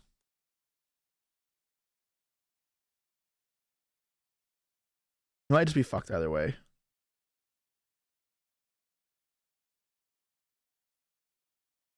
The one upside you have is that because you have Typhon up, you can force. Sometimes like you can live just because they can't use Flame Burst. They can't like do anything crazy before battle phase. Maybe he could top deck a potential out. A Snake Eye Ash here could be game changing. Why? On the Sunday after this happened, I sat in the Airbnb with my friends arguing for ages. Cameron Neal is not just a player who makes a silly mistake, right? Maybe the play was suboptimal, but I think there's another dimension and reasoning to why Cameron Neal did not use Ash Blossom. For one, I am not going to assume that using Ash Blossom here is actually the correct play, but more so to realize there's a different side to Yu-Gi-Oh! And way you can think about the game. So, in Cameron's situation, he is so far behind in the game that playing standard is just a losing play. He has to try and conserve resources and hope his opponent tries to play it safe. Even the best top deck in his main deck, a Snake Eye Ash, won't even save him versus Paulo's double Imperm and an Ash Blossom. Cameron decides to keep the cards he has unknown to Paulo. Cameron decides to keep the cards he has unknown to Paulo. In Paulo's vision, the cards in Cam's hand can't possibly be Engine. They have to be certain hand interactions. By not using Ash Blossom or Effect Failure at various choke points, theoretically, Paulo's process of elimination should typically start to work. If it can't be those hand interactions, it has to be something else. And Cameron might have a prime opportunity to bluff Nibiru the Primal Being. Issue with Nibiru is Typhon stops Nibiru, so it's very easy. I can't remember the game state, but if Paulo played around it, but it shouldn't be hard to play around this card because they can't Nibiru until this leaves the field. Yeah. Wants to play around Nibiru. After he uses Snake Eye Ash, he can search a follow-up play instead and simply make SP Little Knight banishing away Cameron's Typhon. Paulo could play it safe. Terrible. You just don't kill the thing until the battle phase. Like if you can get to Zelantis Phoenix and then blow up and then that revives that because he's a 6,000, right? Cam, you don't need to do 8,000, so you don't need to do the Phoenix to connect to kill him. Let me recall the board state there. So he goes Hita. I don't remember what the board was like. But assuming Cameron's not using cards, you can easily get to Phoenix Zelantis. And then battle phase just like you Phoenix the back row early, right? Like you Phoenix the back row, check what's Imperm. See it's not like cool. That'll force out the cross out, which is integral, right? Because I think like if that was Cam's strategy, which I don't know if it was, you hold the cross out because you don't want it to get Phoenix. There's no reason for Paulo not to Phoenix in that position. It's not you're not bluffing anything else. I think you either use the cross out or you hold it because like the win condition for cross out could be that like, okay, I will need to draw a starter here. I think I can beat him with the Ash alone, or I can stop me from dying. If I feel like I can stop myself from dying with just the Ash Blossom in hand, to hold the cross out. That way I can draw for turn Snake Eye Ash. Then I have Snake Eye Ash plus cross out, which will win me the game. That's a viable strategy. But if that's the case, you hold the cross out. And the cross out in hand still acts as a bluff, right? Because I can still feign Veiler, Mourner, one of those cards, which can still pair with Nibiru if your opponent fumbles. So it's not like you're now losing the bluff aspect. Hand interactions versus set cards do still offer bluffs by keeping a card in hand. That's like a change from old Yu-Gi-Oh to modern Yu-Gi-Oh. So I'm not fully sure what Cam's play is there. I don't think I would have set the cross out if that was his plan. I don't remember what he crossed out exactly, but either way, like Paulo can go Phoenix into Princess, something like that, and then get to that line pretty easily. He has 2 imperms and an Ash Blossom versus no engine on the side of Cameron Neal. Cameron is hoping he could bluff his way out to drag out the game. The thing is that in this situation, Cameron's bluff doesn't really make the most sense. Because as long as Typhon is on the field, he mentions it, okay. he can't actually use Nibiru the Primal Being. So from Paulo's perspective, if Cameron has this Nibiru in his hand, he probably wouldn't be making this play. Postscript note, this is not necessarily true. In this situation, Cameron is sort of forced to make Typhon. You could kind of take it either way. Anyways, back to the video. Yeah, Also, I think making the there is a Typhon doesn't tell you there's not Nibiru there. It could still be Cameron identifying, like, you could say Cam takes the, what's it called? Takes the position that, okay, his only way to win is to do this, and then his opponent, assume there's no Nibiru, clear the Typhon, and then do that, yeah. Very big problem. Another thing that I noticed is that he was thinking about what to do in the previous turn, and then I didn't know what he was thinking about, and then his normal summons Factivator. That pretty much tells me he has another hand trap, and he was thinking which one he wants to normal summon. So that means that the card in his hand is probably not an Effectivator, because otherwise he wouldn't need to think about it, unless he had like 2 Effectivators plus another hand trap, and That's another good point that I really forgot to bring up. Reading the person as well is a big one, not just the plays. That's good. Yeah, very, very, very true aspect. So by that point, you assume it's not Mourner because Veiler should be better than Mourner. So you assume it's either, you assume it's Ash Blossom. That's where like setting the card also kind of helps, I guess. Helps Paulo deduce what happened. Not that Cam shouldn't set cross out. And he does use the cross out there on an Ash. We end up seeing on the Snake Eye Ash. That's fine. Yeah. the one that he's thinking about normal summoning. Pretty much that tells me that the card in hand is a hand trap, and a hand trap that he needs to think about. And in that case, it's really clear that it's Ash Blossom, because if it was a Mourner, he would have normal summoned the Mourner, right? So pretty much I need to play around the card in hand being a hand trap that he thought about normal summoning and didn't. And that's pretty much Ash Blossom. Just the sole fact that Cameron thought about his normal summon likely means that there is a second option in the hand for him. Nibiru, the Primal Being, is a card that cannot be normal summoned. Therefore, he needs something else. Obviously, you could try to Levolution this and think for 20 seconds while only have one viable play. I mean, the other viable play is not make Typhon at all, right? Because Typhoning the heat is not great.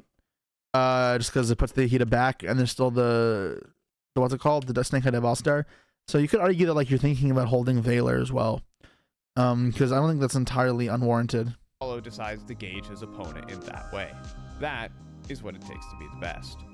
And hey, at the end of the day, maybe Cam did actually make a mistake and forget he could use Ash Blossom. But this kind of advanced bluff, where he could try to get his opponent to play in a very particular way, he wanted to hold it is a and very maximize value, which is another way of about playing card games in general. In Yu-Gi-Oh, sometimes you can't play the cards you're dealt.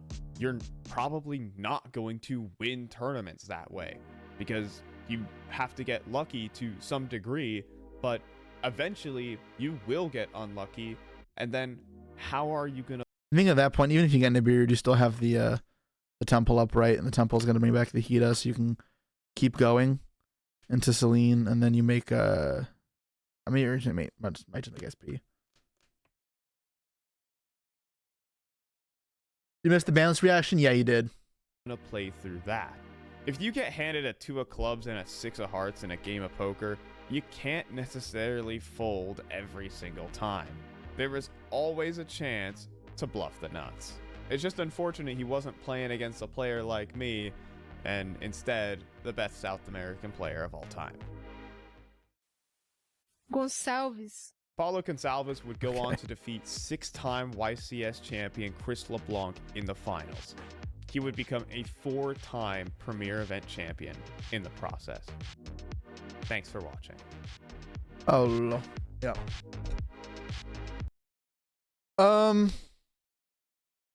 Yeah, I mean, good review. I think as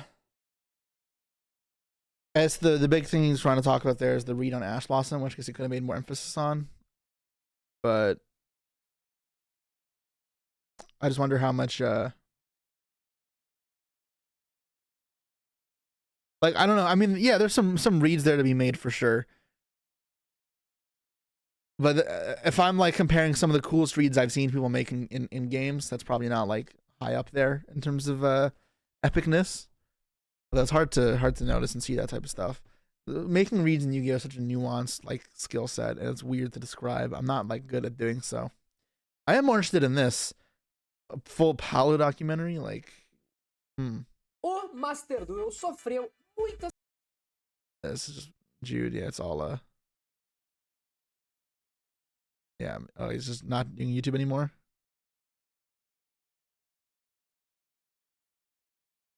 All right. Cool. What else we got to do? You guys wanted to do some MBT video, right? A while ago. What is that you wanted me to do? MBT. That's not MBT. That's Doug Zeev. Where's MBT? What's the one you guys wanted me to react to? It was Yu-Gi-Oh is dying again.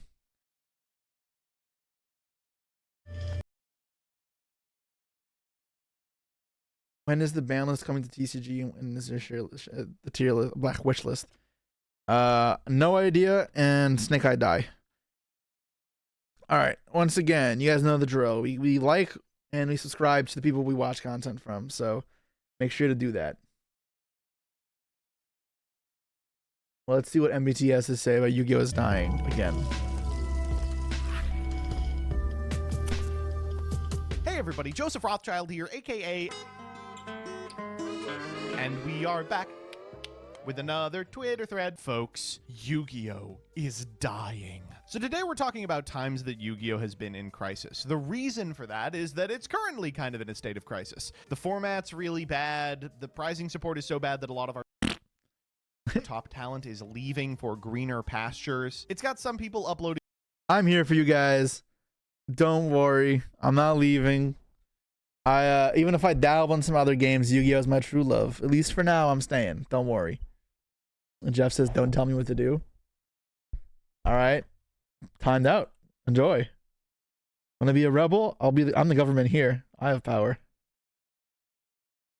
I'll punish you like like the government does for all the rebels.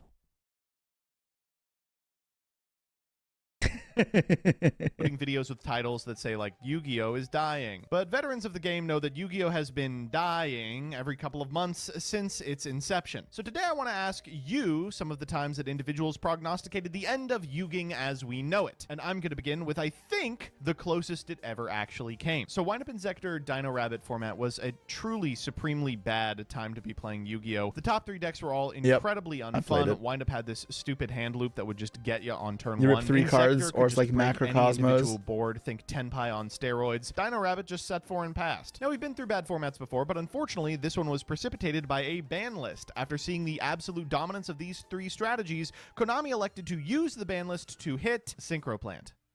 This pissed a lot of duelists off. And okay, hold on. Konami, it was but to be fair, like, you have to keep in mind, outside of Dino Rabbit, Wind Up and Inzektor had been legal for a total of like 1 month at the time of that ban list. I think that part's a little bit like unfounded in terms of the hate.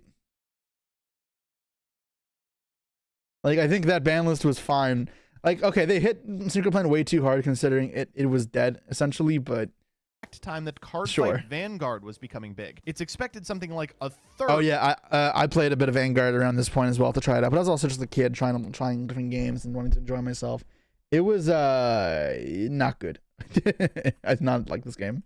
Of Yu-Gi-Oh's player base quit for exactly that game at the time. So let's see if you all can top that. Alex says, after you and I filmed this episode of OCG, nothing else comes remotely close. Okay, I think the reason that the Exodia FTK with like 100% win chance didn't destroy the game is because no one had the head. No one could afford it. Golden Nova says, this set killed Yu-Gi-Oh and left behind a newer, cooler Yu-Gi-Oh in its wake. Duelist Alliance, you have destroyed Yu-Gi-Oh. No, you silly Billy. I have saved loved it. This deck and its surrounding format was so uniquely agonizing to play against. I saw I'm quitting if we don't get a list soon practically. Yeah, this is like the one time Konami saved us. But Snake Eye feels very similar to Super Heavy to me, and I don't really hate that just this one was fine, but this one wasn't. Although obviously, like, I'd rather we had one and not both. But yeah, fuck this. This shit sucked. Daily. This one's funny. One of my top performing videos is called like I'm not having fun playing Yu-Gi-Oh, and it's about the intricacies of this format and how specifically they made the game not fun at all. To this day, people will find that video just through the browse feature and like voice their current frustrations with the game, and I have to be like, whoa, whoa, whoa, whoa, whoa. I get you're mad. This was about a very specific series of cards. Originally expensive and hard to get, format warping had to be fixed multiple times. Truly the first card to end Yu-Gi-Oh. God, the worst period was when like there were known quantities of this card that were just being passed around among like teams. And so if you weren't part of those teams, you just felt like you were never going to be able to beat this like insurmountable advantage. CJ says, Yep. Set that introduces a half dozen of the worst designed cards in Yu-Gi-Oh history. COVID kills any chance of a ban list. The one tournament organization brave enough to actually put together a good ban list is so widely criticized for it that they fall apart. COVID Yu-Gi-Oh gets a lot of mileage out of the fact that nobody was playing it. The existence of alternate formats meant that a lot of people just jumped ship. I mean, they didn't want to play advanced anyway because they'd have to purchase cardboard during a time of, you know, national economic insecurity. But For some reason, products did well then. As someone who sold cards, everyone thought like this shit would do bad, but it really didn't do that bad, surprisingly. That being said, fuck it. Not a good period. Visiting that format, it is ass. I wish says, everyone in my locals was doo-doo shitting saying pendulums on release would kill Yu-Gi-Oh! I knew 4 people who quit when it released. Like, dog, we have Soul Charge. Who needs to run 6 bricks in your YouTube combo gadget deck? Try and pendulum summon. It's crazy how strong we thought these cards would be relative to how strong they were at release. Raykora says, what about Yu-Gi-Oh! Dying from an outsider's perspective? Often I've told someone I play Yu-Gi-Oh! And they respond to something like, I used to play it, but they stopped making it. Or, oh, did they start making cards? I've never had anybody say that to me. Like, they may have said, oh, I didn't know they still made it. Because you know, they stopped playing the game. That's different than assuming they just stopped making it, because that's what both those comments saying, which is a very big thing. That's like they have the false memory of that it ever ended, which is kind of funny. 69, 69, 69. Hello? What? Why is everyone yelling 69? Thanks for the raid, Jib. Oh, Jib raided with a party of 69. Ha ha ha. Yes. What are you trying to say, Jib? Anyways, yeah. It's weird. I've never had anyone say anything like that. Kind of weird. Again, they genuinely believed it died long ago. That's crazy, but I think it's the result of like from 2009 to 2000. Oh, is it the end of SJCs, or is it the whole? Maybe it's the whole Upper Deck lawsuit thing that people thought had died. That could be it. And 19, Yu-Gi-Oh just had like no cultural impact whatsoever. Now people like know about or talk about like the Dark Magician and the Blue Eyes White Dragon and stuff. You can buy Funko Pops of every character in the universe. But it's crazy that there was like a 10-year period where like no merchandise was made whatsoever. When links were announced and everyone kept posting reports that Yu-Gi-Oh was dying, shops in Japan had to put a freeze on buying cards because so many people were unloading their stuff. They weren't right. But I will say Lynx did what every casual person thinks pendulums did to the game. Gotta remember when they were first released and we thought, man, this will slow the game down. They did, until they released Spiral Double Helix. And then afterwards they said, that wasn't fast enough. Let's release Curious, I Sold, and Electromite. Yeah. That was like, what?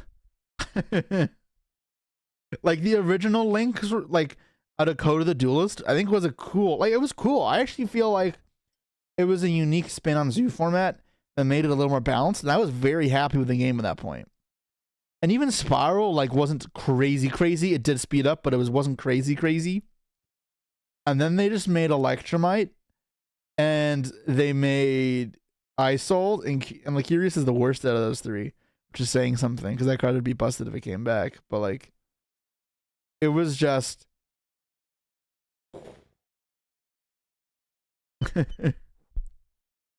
Must forgive them for the ill I've spoken. Oh, so many people. So many. Yu-Gi-Oh will die because of tier limit. Yu-Gi-Oh will not survive tier limit. Right before COVID, people were saying the game was dying and Toss was stale and decks were OP or whatever. Konami beheaded it and then we got Adamantipator Dry. Firewall facilitated so many different FTKs that we had to ban the card and eventually errata it to stop the FTKs. Vrains had a lot of problems, but this...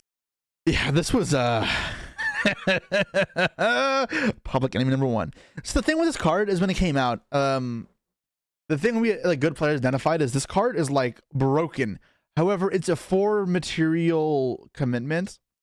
So we were like, we have to keep an eye out for cards that generate resources so you can abuse the cycle effect of it. Special summoning from hand so you can really use that infinite link fodder material. We also wanted to look for a way to climb into it more efficiently than just using garbage combos.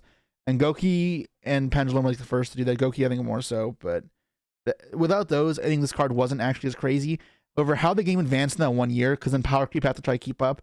More and more cards then fit the bill of things that helped it in terms of either giving you infinite monsters, like the Dark World cards, or just way easier ways to summon like 4 bodies in a field. Because otherwise, Firewall was like high investment to like not do too much, because I tried like combo decks with Snow and Zoo cards and it just still wasn't like enough. Jeff Jones did a combo with Firewall Dragon Day 1. That combo sucked. It was fine, but it wasn't like a viable deck. I can show you bullshit combos for anything, but a combo doesn't mean the deck is good. This was the worst. To this day, it is staggering how long this card was legal. The first real TCG Tier 0 was these two boys, which led to the creation of the first FNL list we got. Would he tell me I can buy cards and they could become illegal? This game's dead. Between 2008 and early 2009, when the ongoing lawsuit between Konami and UDE happened, people were speculating the TCG would just be discontinued in the West. Adding fuel to the fire was the delayed releases of products, notably Crimson Crisis by a month. Yeah, you know, I mean, it's way in the past now, but looking back, we really could have lost Yu-Gi-Oh! In 09. For those of you that are unfamiliar with this, the short of it is Upper Deck allegedly was printing their own Yu-Gi-Oh! Cards that were functionally counterfeits, and Konami found out and got super mad, and as a result, they got in this big lawsuit, and as part of the negotiations, Upper Deck lost the ability to distribute and run Yu-Gi-Oh! Events in the United States. As someone who played against the deck Full Power Pepe before the emergency ban list, people hated Pendulum Summons, now add the super expensive Tier 0 deck to the list. Yeah, this is bad, but they hit it right away at least. Wrong. Oh my god. I whined about it the other day on Twitter because I was like, no, we really could have done without the emergency list, but we couldn't have.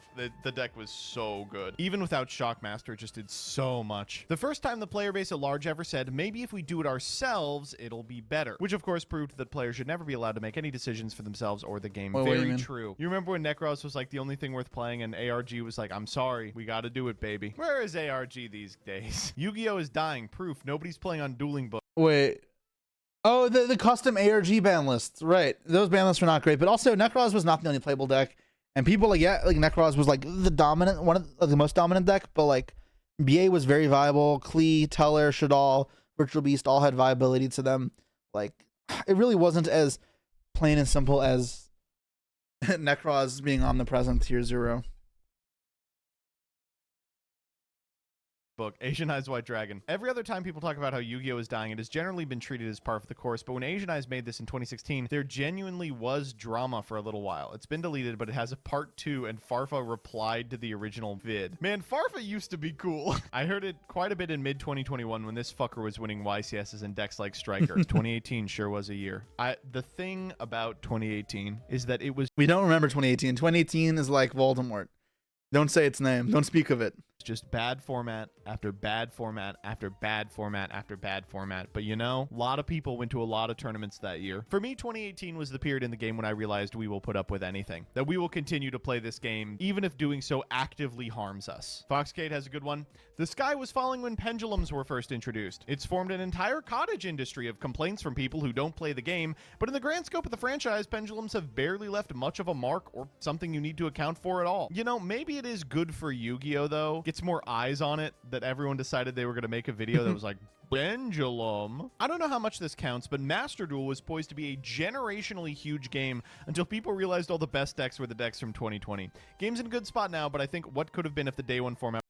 Yeah, the initial Master Duel ban list, I forgot about this, was so fucking bad. I do think Master Duel overall still had a really, really big overall positive effect on Yu-Gi-Oh as a community, and it's still very good.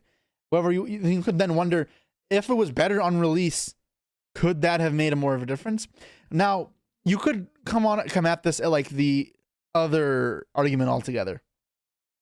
Maybe say because the format is more toxic and therefore less skillful, that worse players could just build a better deck and do very well against players who knew better than them right off the bat, and then maybe encourage them to do better.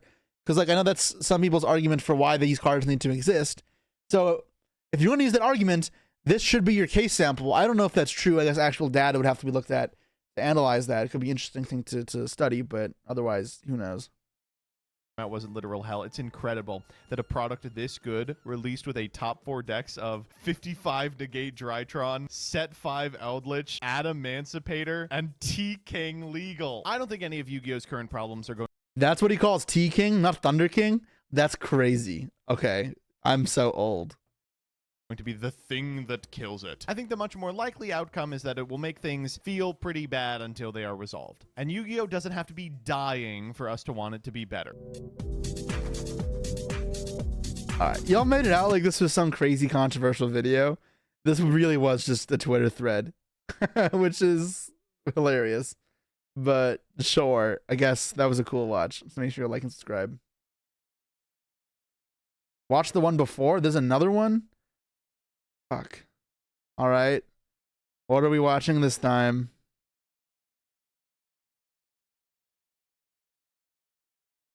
You can just tell me which one instead of saying the one before, because I don't know what that means.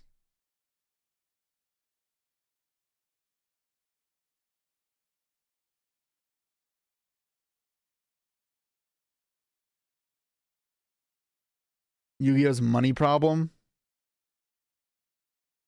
All right.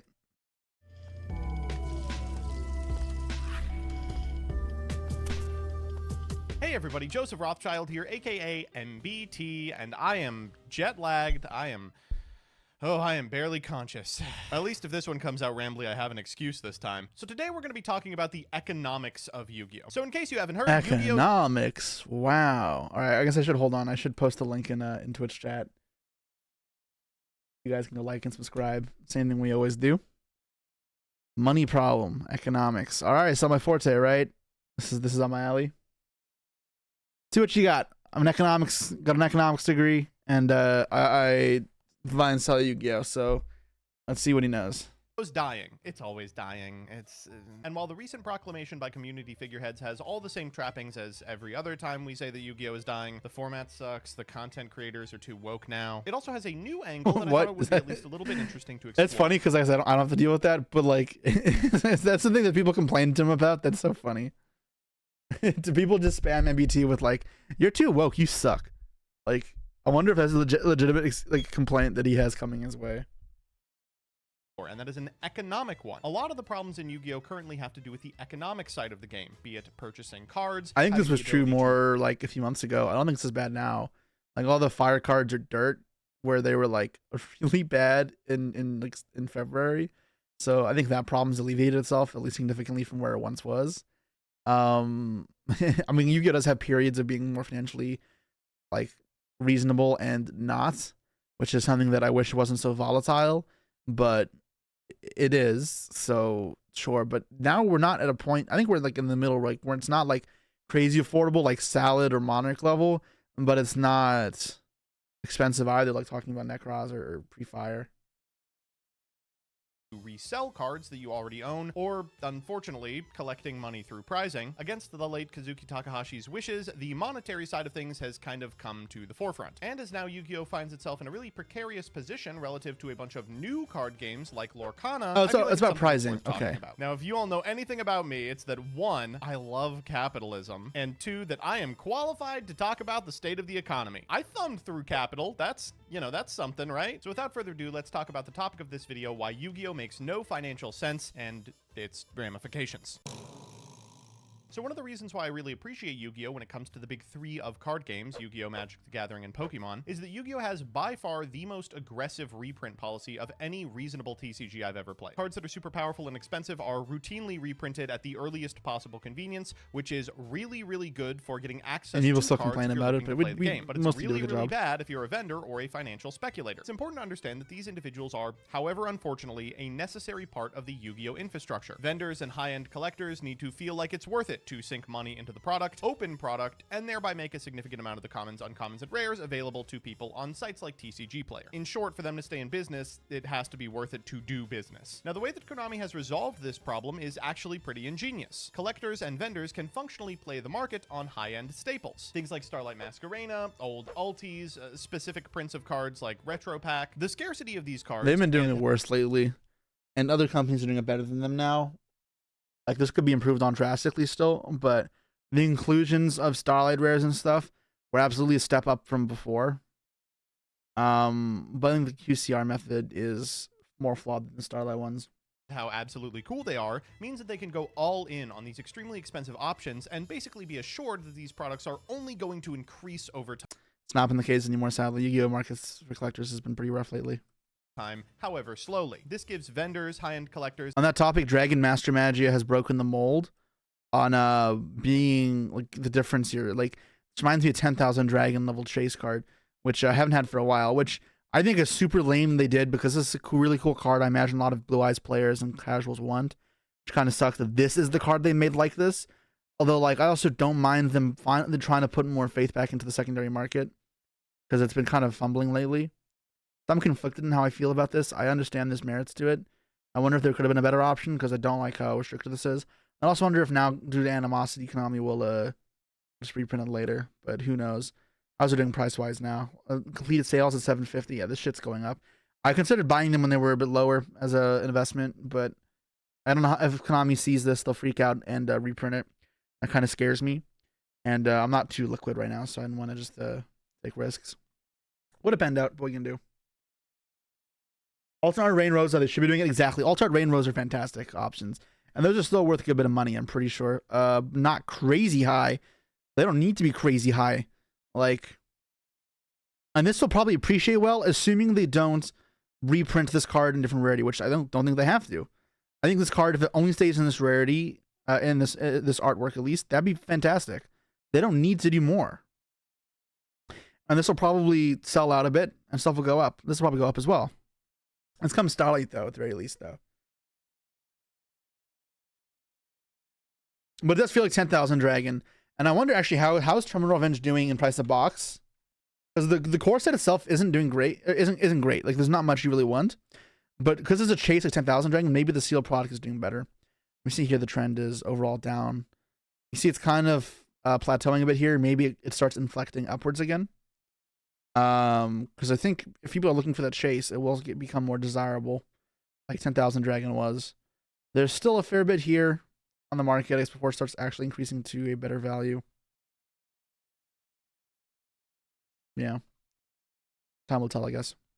And Anyways. even OTSs that stock singles, a reason to invest in the card game. These cards look great as the front page of a binder or behind glass next to dual lands. They're enticing, they're sexy, and I do appreciate that people with a lot of money have the ability to sink said money into what they consider an investment in a game that they love. Now, when we look at Magic, we recognize the disastrous implication of keeping these individuals around. If they decide they no longer want to play in their world of exclusives, they may decide to invest instead in cards that are absolutely critical to play the game at all. This is how you get duels to the price that they are. This is how you get Martin Scully posting on MTG Finance trying to crash the legacy market by buying as many duels as he can before his prison sentence. That's why a bunch of recent Konami decisions are... That is crazy. I didn't know about that.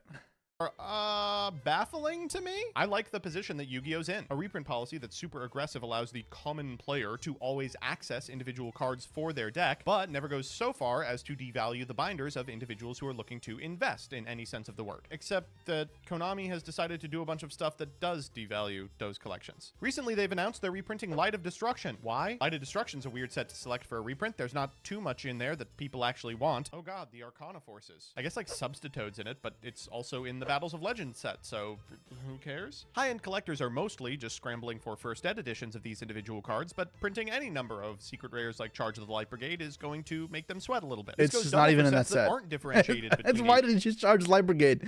They're just not even in that set. Anyways. reprint set and the original by a first ed stamp like Retro Pack, which Konami is reprinting for some reason. A bunch of people have talked about this already, but it makes no sense that this set that is only really well known because of its scarcity is getting a reprint at a time when every single card in it is widely available at like a dozen rarities to everyone. I Yeah, imagine that if shit's you're a very high-end dumb, and I'm not collector, happy this is a about pretty that. big turnoff. I don't Like, have at any stakes best, in it. I don't really have cards to lose value on, but it gives me lack of faith in Konami's discretion for collectors, right? Because the secondary market does matter, and if it doesn't, it does affect the supply chain, and as a result, like, it may make things harder in the future for Yu-Gi-Oh! For actual keeping them meta expensive Konami wise. is displaying to you the only way you are going to be able to sufficiently invest in this game and sell singles is by orchestrating ridiculous buyouts on cards that people actually need, like SP Little Knight and Diabell Star, and at worst, you're just going to stop investing in Yu-Gi-Oh! Ever. But the economic weirdness doesn't just stop with vendors, it also extends to competitors. One of the things I think sets Yu-Gi-Oh! Apart from other card games is the ceiling on its talent. The best Yu-Gi-Oh! Players in the world are so unbelievably good at Yu-Gi-Oh! It is staggering. And yet, in recent months, people have noticed top names kind of falling off the map entirely, not even showing up to tournaments. That's because being good at Yu-Gi-Oh! Doesn't actually do anything for you. I mean, look at how Magic the Gathering treats its pros. You know intimate details about every person on the Pro Tour. But in Yu-Gi-Oh! You've got like the casters going, Dinka Bui, isn't he the pearly guy? No, that's Dinka Pham. Ah, well. No care is put into That's hilarious. incentivizing They actually do individuals that to on top a stream. premier event. That'd be funny. MBT is a bad habit of not double checking things before yapping. That's just a style of video, though. I get it, but it's like a casual thing, like ramble. I get it, but yeah. Like a YCS, no care is taken to make mythologies, and importantly, the rewards are just not there. Check out this thread where an individual who's really good at Pokemon revealed that he made $55,000 in prizing over the course of a year. This guy's a massive outlier, of course, but a lot of Magic the Gathering individuals are able to make a bunch of significant tournament results into a career. Some of that is prizing, but the majority is if you are notorious enough within the community, you can leverage that into sponsorships, get a little channel fireball money. What's the best Yu-Gi-Oh! Can manage? In terms of prizing, if you win, you're getting what? A Nintendo Switch and a copy of Psycho Battle Royale. Maybe a couple of months later, they're going to mail you a trophy that has a vanilla card. Yeah, the only event you really get paid for Yu-Gi-Oh's Worlds, and you have to go top 4. It's rough. It's very rough. Nobody wants in it. You compare that to a card game like Lorcana, which is attached to an unsinkable IP in Disney and is giving out thousands of dollars of prizing to even mediocre competitors, and a lot of our top talent starts making a calculation. Yu-Gi-Oh's the best card game in the world, but if consistently winning events nets you maybe airfare to a tournament, well, you might want to consider a game where you can feed yourself. Okay, we've spent a significant amount of time talking about the economics of the people who already have a lot of money, the people who have a lot of talent. Let's talk about the rest of us. The rest of them. The lifeblood of Yu-Gi-Oh! Isn't the misprint princes of the world, it isn't the Christian Uranus of the world, it's the individuals playing the worst Blue Eyes White Dragon profile you've ever seen, copied card for card from a 2018 Teen Samurai X1 video at Locals. You know, the common clay. You know. Morons. Even if the individuals responsible for Yu-Gi-Oh's secondary market or the individuals at the top of the Yu-Gi-Oh ladder aren't able to make a pretty penny, at least players can enjoy playing the card game, right? Well, have you seen the prices for cards lately? During COVID, something broke. I mean, mostly people's brains, but also prices on Yu-Gi-Oh cards. The COVID format was one of the most expensive in modern memory, and basically it hasn't gone down since. Decks right now cost like $700 or $800. It's not as bad right now. This argument was more valid before. Let's check on the prices in the fire cards, because this is the most competitive deck. Let's check on the fire on the price trends here. Bonfire price $40. Look at the 6-month trend. Yep, it's a good wanted. And also, this has definitely existed before COVID. This is just not true. He may have just not been as aware. Nice trend over the year. You can see it goes up and then it collapses. But yep, it's just very manageable right now. Poplar, not poop. Poplar. I picked the wrong card. Poplarino. Here we go. 6-month trend. It just collapses. Princess. I think the only one that's held is SP. Actually, I haven't kept up with SP's pricing. I did not realize this card went up. I guess this one didn't. I mean, obviously collapsed from the initial broken wave. But it's reheld its price. Raging Phoenix as well. Raging Phoenix go back up. Or did it also collapse? It collapsed a bit. This one's more volatile. This one's weird. This is low circulation because it's in a garbage set, so it's more scarcity and it's way easier to control the market on this buyouts. I think is a problem for that card in specific. That's an entirely other Konami issue, but Little Knight, it's dropped. It's dropped significantly. Yeah, like it's cooling down. I mean, this is what the fuck. Okay, Jesus, how many foreign listings are there? By foreign I mean not legal. 96. I mean, okay, this is still expensive, but it's not nearly as bad as it was, say, 3 months ago or 6 months ago, right? Like these were worse. I mean, okay, it's not that much better, but it is better. It is better. Bell pricing might be close. The throne room really go up that much? But it's just throne room and thing, right? Like it's not as crazy. Wrong card, whatever. It's what I'm not gonna keep looking. If you want to be consistently competitive. There are some exceptions, of course, but by and large, that's like the going rate. That prices a lot of people out. One of the major selling points of the game, the fact that the aggressive reprint policy meant that you were usually able to afford cards, isn't a reality anymore. So what's the common thread that connects all of these problems together? Well, it's decisions being made on the part of Konami. Konami made the decision to reprint a bunch of sets that devalue the binders of the individuals responsible for putting a secondary market together. Konami made the decision to reward competitors of the most prestigious Yu-Gi-Oh tournaments on the planet with rubber mats, and Konami is making the decision to expand reprint sets dramatically to the point where there's no guarantee that any individual reprint set is going to actually include all the cards that you want. I mean, look at how a set like Rarity Collection 2 was pieced into functionally 3 different sets. Itself, the Legends set, and the Tins way down the line, which will have cards like Trident Dragion we all sort of expected would be found in the same place as the other things we needed. I think that was just Konami's lack of foresight. But yeah, it's a whole other issue. And entirely. 1940 soft drink. Thank you so much for the resub. I appreciate it. Like the Twitter threads are saying, do I think these changes are going to kill Yu-Gi-Oh? No, but I don't think it means things are getting better. As vendors, high-end collectors, and OTSs decide it's time to start piecing out of Yu-Gi-Oh entirely, as our top talent leaves in exodus for Lorcana, and as eager players who want to try playing the greatest game on the planet find themselves priced out of anything other than a budget strategy you purchased pre-built off eBay, the community suffers. Are we dying? No, but we're certainly sick. See you next time. We're certainly sick. We're all sick. We are insane in the membrane, right? For some of the choices we make to still be sticking around. Yeah, I mean, I don't plan on leaving Yu-Gi-Oh, but it definitely it's definitely like a bit weird. The pricing is so much better in Lorcana and One Piece. The thing is, how do we know those are going to be stable pricing? Like, they may not. I'm sure there'll be an equalization, and those will stop being as crazy comparative to Yu-Gi-Oh! But Yu-Gi-Oh! Can do better and should do better. That being said, like, even if I play this games a bit on the side, Yu-Gi-Oh! Will still be my main girl. Those will just be side chicks. So I will be sticking with Yugs.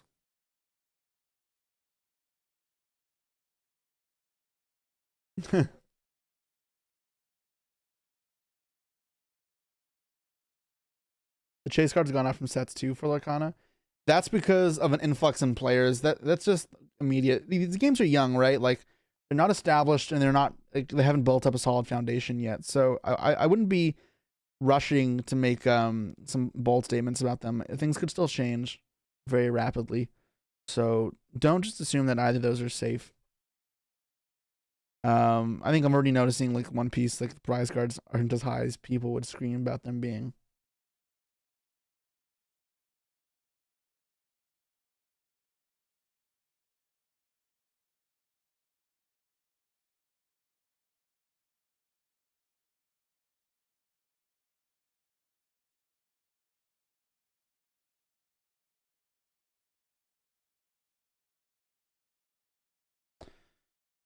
The interwebs, bold statements are key. Ugh. Pokemon's better. Pokemon's pricing is better too. Yeah, Pokemon's is better, Pokemon is the game I'd be more inclined to try because I feel like the brain is just massive.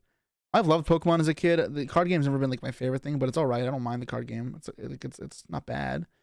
I prefer Yu-Gi-Oh greatly, but I think they have way more care about the things they do a lot of the time. Like Pokemon Worlds was so cool in Japan. And then the pricing is better. It's cash pricing as well, which means it's not volatile or it's not like dependent on a secondary market, because that's the problem with Arcana and One Piece. The pricing is better. And while it's better that like you have characters with like as prize cards and alt arts, and you get more of them, and they're cards that like have significance behind them, like a Let It Go or a Trafalgar Law, like things that people want for sentimental value or because of who the character is, where Yu-Gi-Oh doesn't have that. We have stupid ass vanilla. That is good.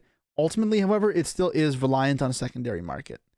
And if that secondary market collapses, it gets overwhelmed, any of those things, then you will see a drop in value, right? A lot more akin to Yu-Gi-Oh's level, and that's where there's a bit of a scare. It's not safe. You could swing in way more in the favor of making more money than Pokemon, but it's definitely more risky. It's not like it's going to be a huge thing for the future. Pokemon's in a good spot right now. Seems fine. Inexpensive, yeah, it is. Those OP cards really go for 200k. That's just Worlds, really. But yeah, I think it did. But that's also like the first World Championship, right? Which may hold more weight than afterwards. And I feel like the market's already kind of done a bit worse than what I thought a while ago. So we'll see. Dragon Ball does well too for how small it is.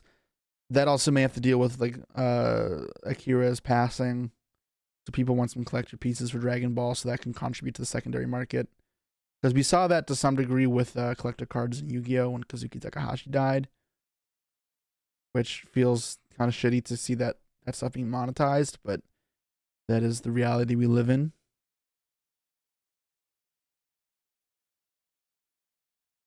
Top 8 will be pricing can get you like 20k plus. That's just exaggeration. That's what tilts me about the people like doomsaying a bit. They also just exaggerate how much they make on their pricing. It's better than Yu-Gi-Oh! By a landslide. Don't get me wrong, but it's just not 20k. Like, it definitely not 20k. That is an exaggeration.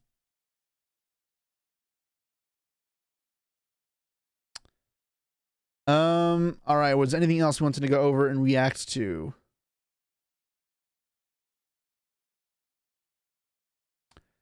What else do we got? Descriptions. Kashtura Centurion U-Bell. What the fuck? Hi, I got top 8 at the Niagara Regional. I went 6-1-1, and then this is the deck list. So I played 3 Primera. She's the Searcher. She's the only tuner as well, so this is a pretty hard choke point if she gets removed. 3 Trudea.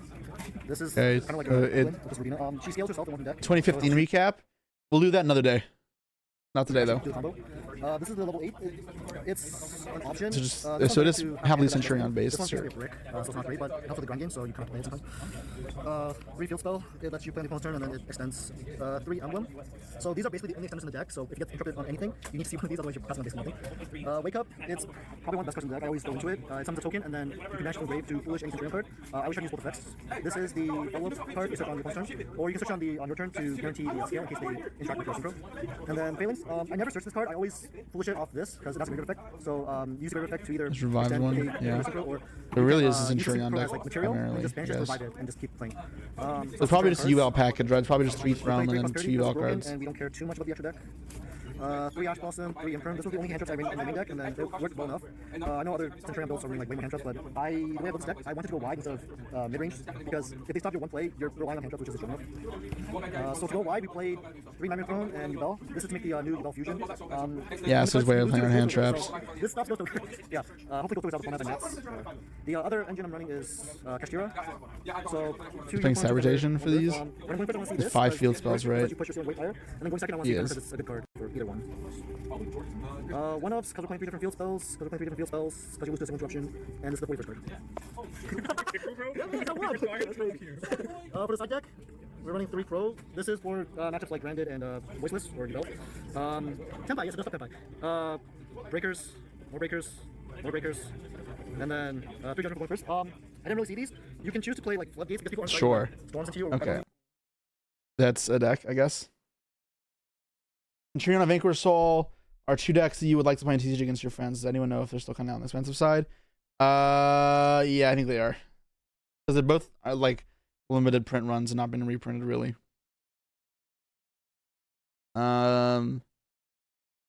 What else do we have?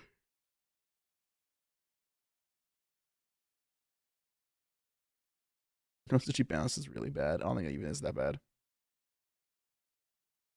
Damn, everyone got their reactions up already. They're fucking fast. I didn't know we were making videos on OCG ban lists.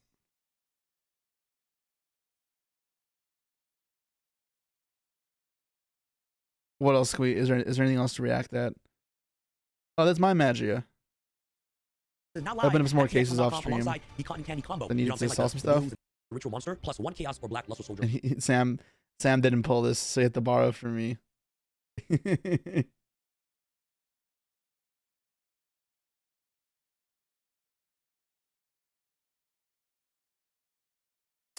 A very wholesome cast with Simo. It has 8 O's, by the way. Okay. Wait, did he stream his grind? Wait.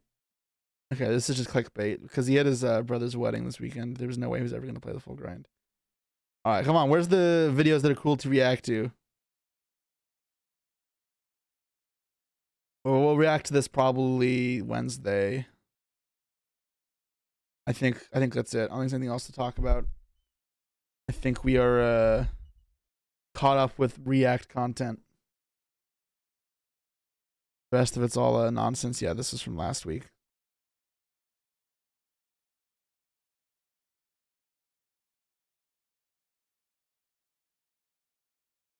Okay. Should have made him keep buying boxes. No, that'd be a shit thing to do as a friend. I think we go back to Master Duel. Or yeah, let's go back to Master Duel. We'll I have to go in a little bit actually. I forgot I have to end my stream a bit early. I have about 20 minutes left. So let's play some more Six Samurais, I guess.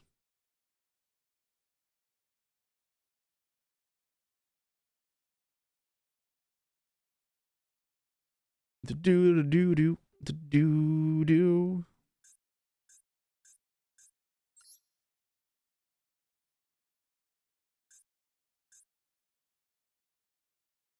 Did you see Tasuku stream his entire run? No, I was busy with other stuff, but I did see that he was doing it. Yeah.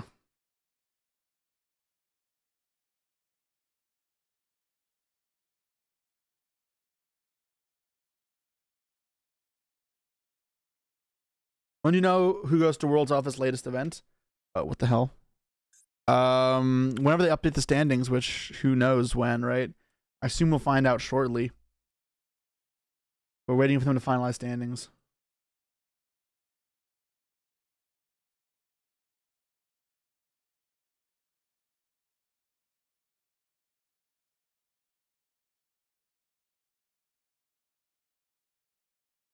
Okay, can I just not play? Yeah, Josh Kip for sure won.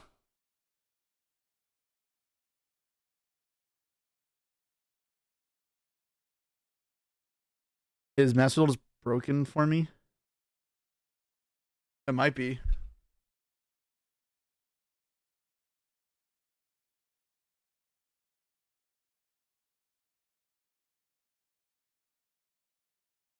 I found the duel. All right, there we go.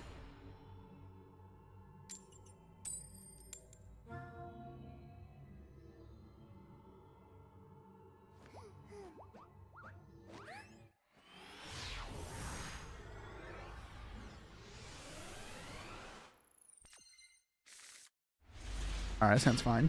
Let's go. Time to dug in our opponents to go to 6 Sams again.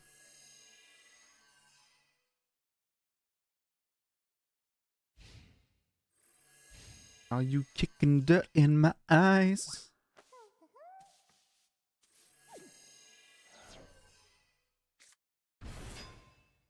That wasn't Nesh. It was somebody who was going to take Nesh to Worlds. But yeah, Nesh barely missed. Nesh's teammate, Luca. Nesh, I don't think did very well. I know he was having a rough go at it.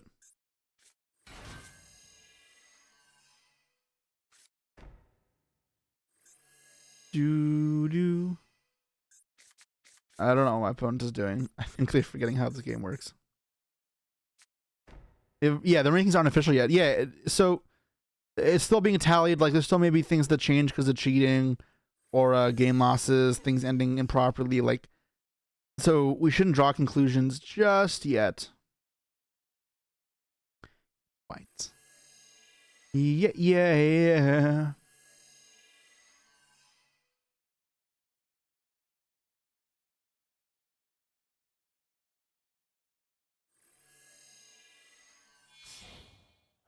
Dunk Berserker. Or Destroyer is what it's called.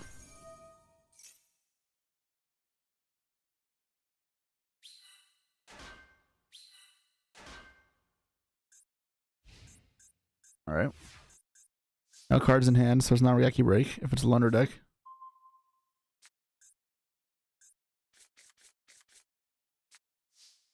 Why are some people on Exodia in the new event? Oh, is that new? People just going for Exodia? This deck just destroys that, I'm pretty sure. Blind MST, let's do it. This was bad. It's going to chain limit reverse, and it's going to bring back Card Trooper. This was a terrible play, I'm telling you right now. Don't do this. Damn, I'm insane. It was still a terrible play, by the way, but yeah.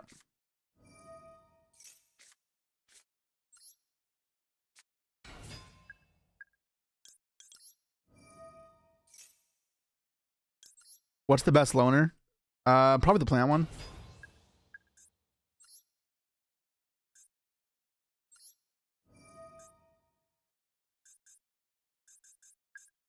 See if we get MSD'd here. Gateway or Grand Meister.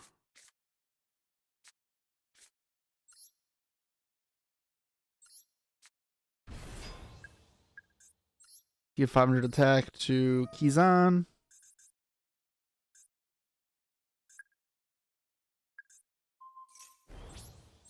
Alright, try kill this now.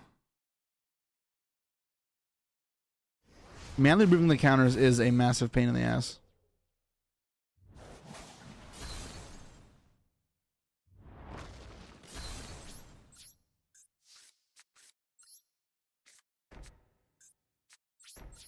Alright, there you go.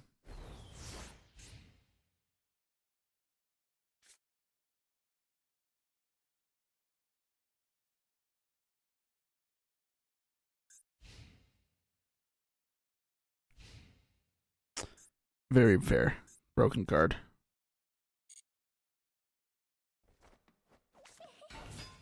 Normal summon glow up bulb. Limit reverse face down.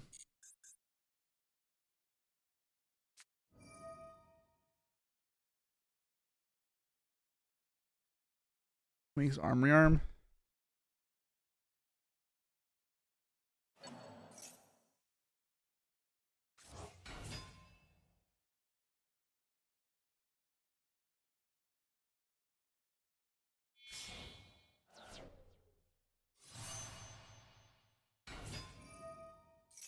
Fine, they can go into formula and then Black Rose, I guess.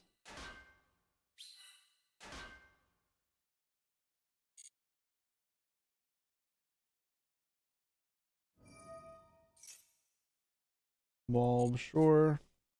Quick draw, yep. The formula here.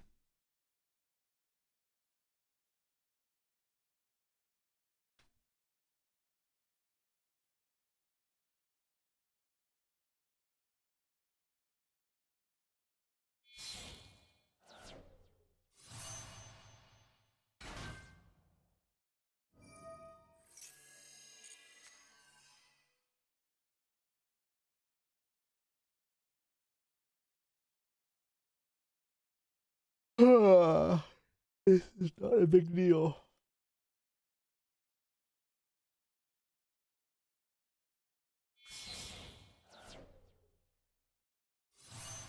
Black Rose Dragon.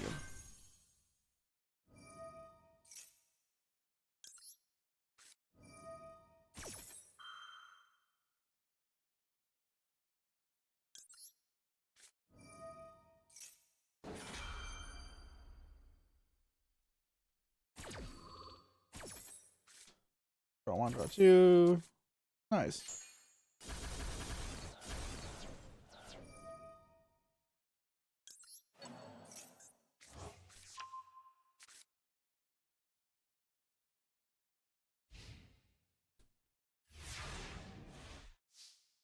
Heartbreak Hotel. My baby's so lonely.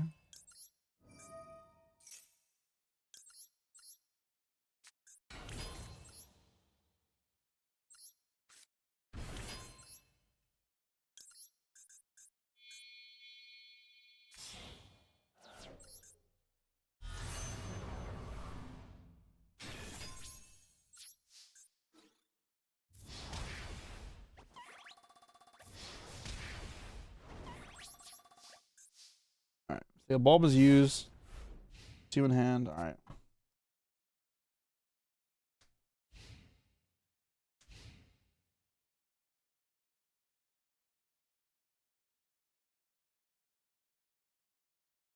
They're just dead next turn as well.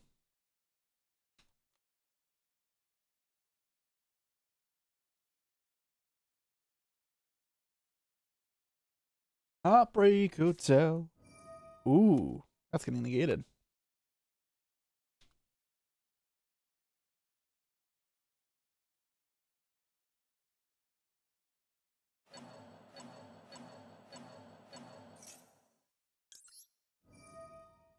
Yeah, no chance that's resolving.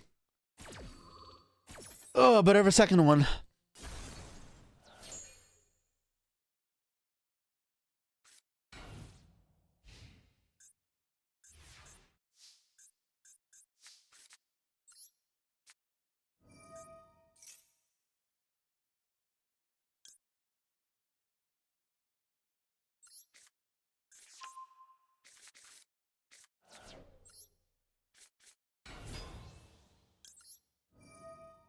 Boom, boom, boom, boom, boom. I could have got a hand as well and popped it. Doesn't matter.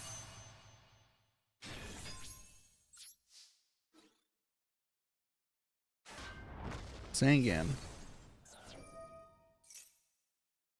there a battle fader in there?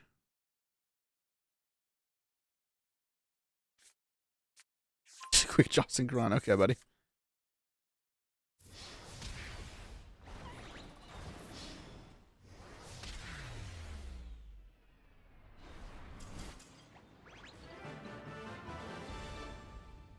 Exams OP.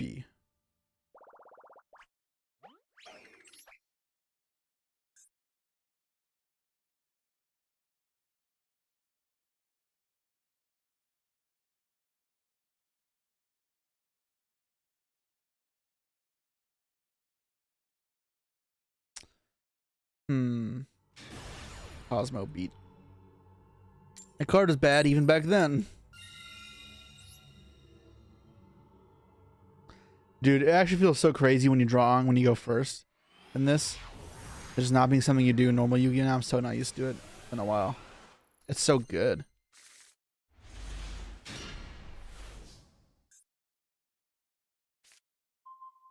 Alright.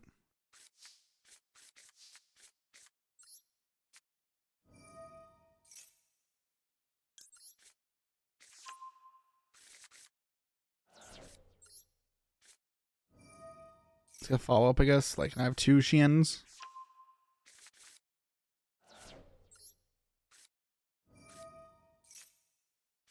Sure.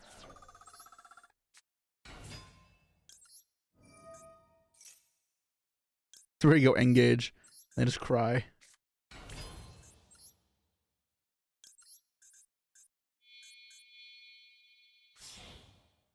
Is modern music?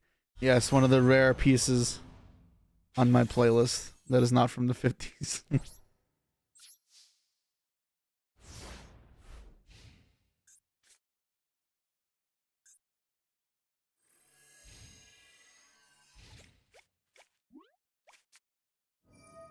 Oh shit, it's a mirror. My card's terrible though, so I'm not doing anything.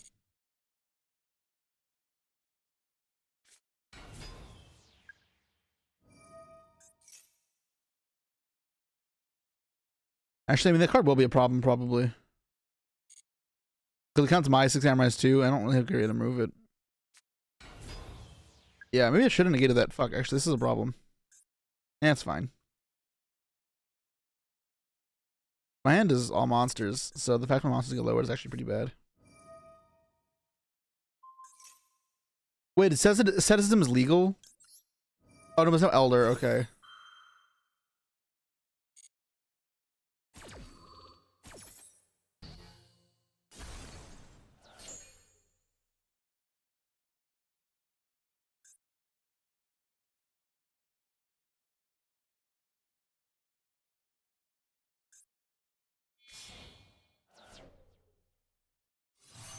Sheehan. And my guys are going to shrink quite a bit.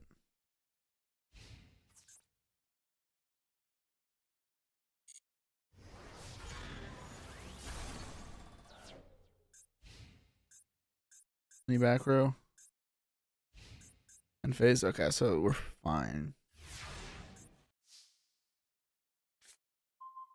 United. Alright.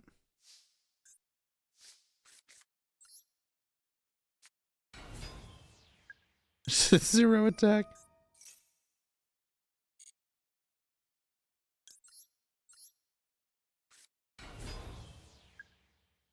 Bounce that. I'm gonna use reckless here because I want to apply pressure.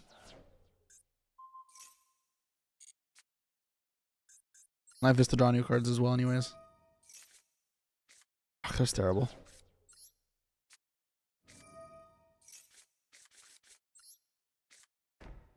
I want to draw warnings, just keep the pressure on. I don't want my Nishi to die. And the reckless is fine, but thoughts in red and blue version, it's just unnecessary. I think it's brickier for no reason.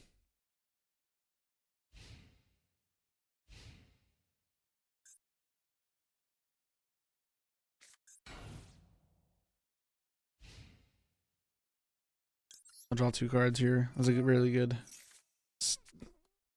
Okay. So miss my draw phase. Draw again is fine.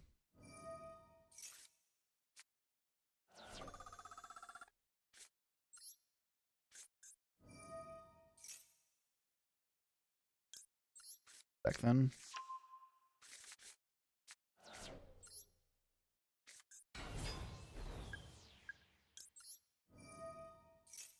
I'm probably just gonna Trish them. Because they're gonna have way too much on this Shido. And this is what's it called? Temple? Oh.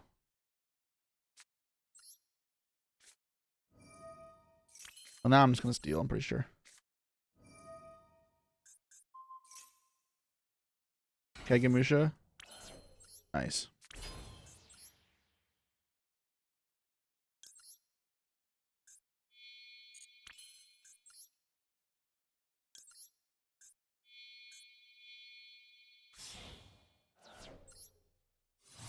This count flip summons? No, right?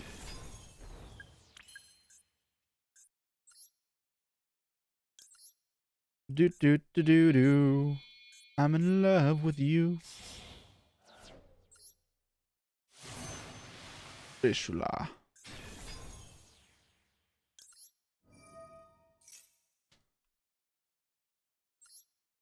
Hear this. I'll banish the one they don't have multiple of and a card from their hand.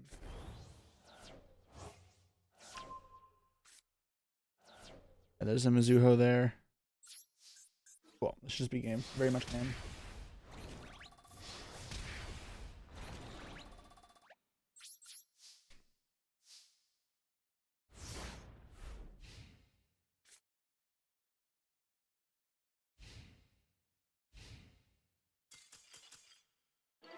Ha!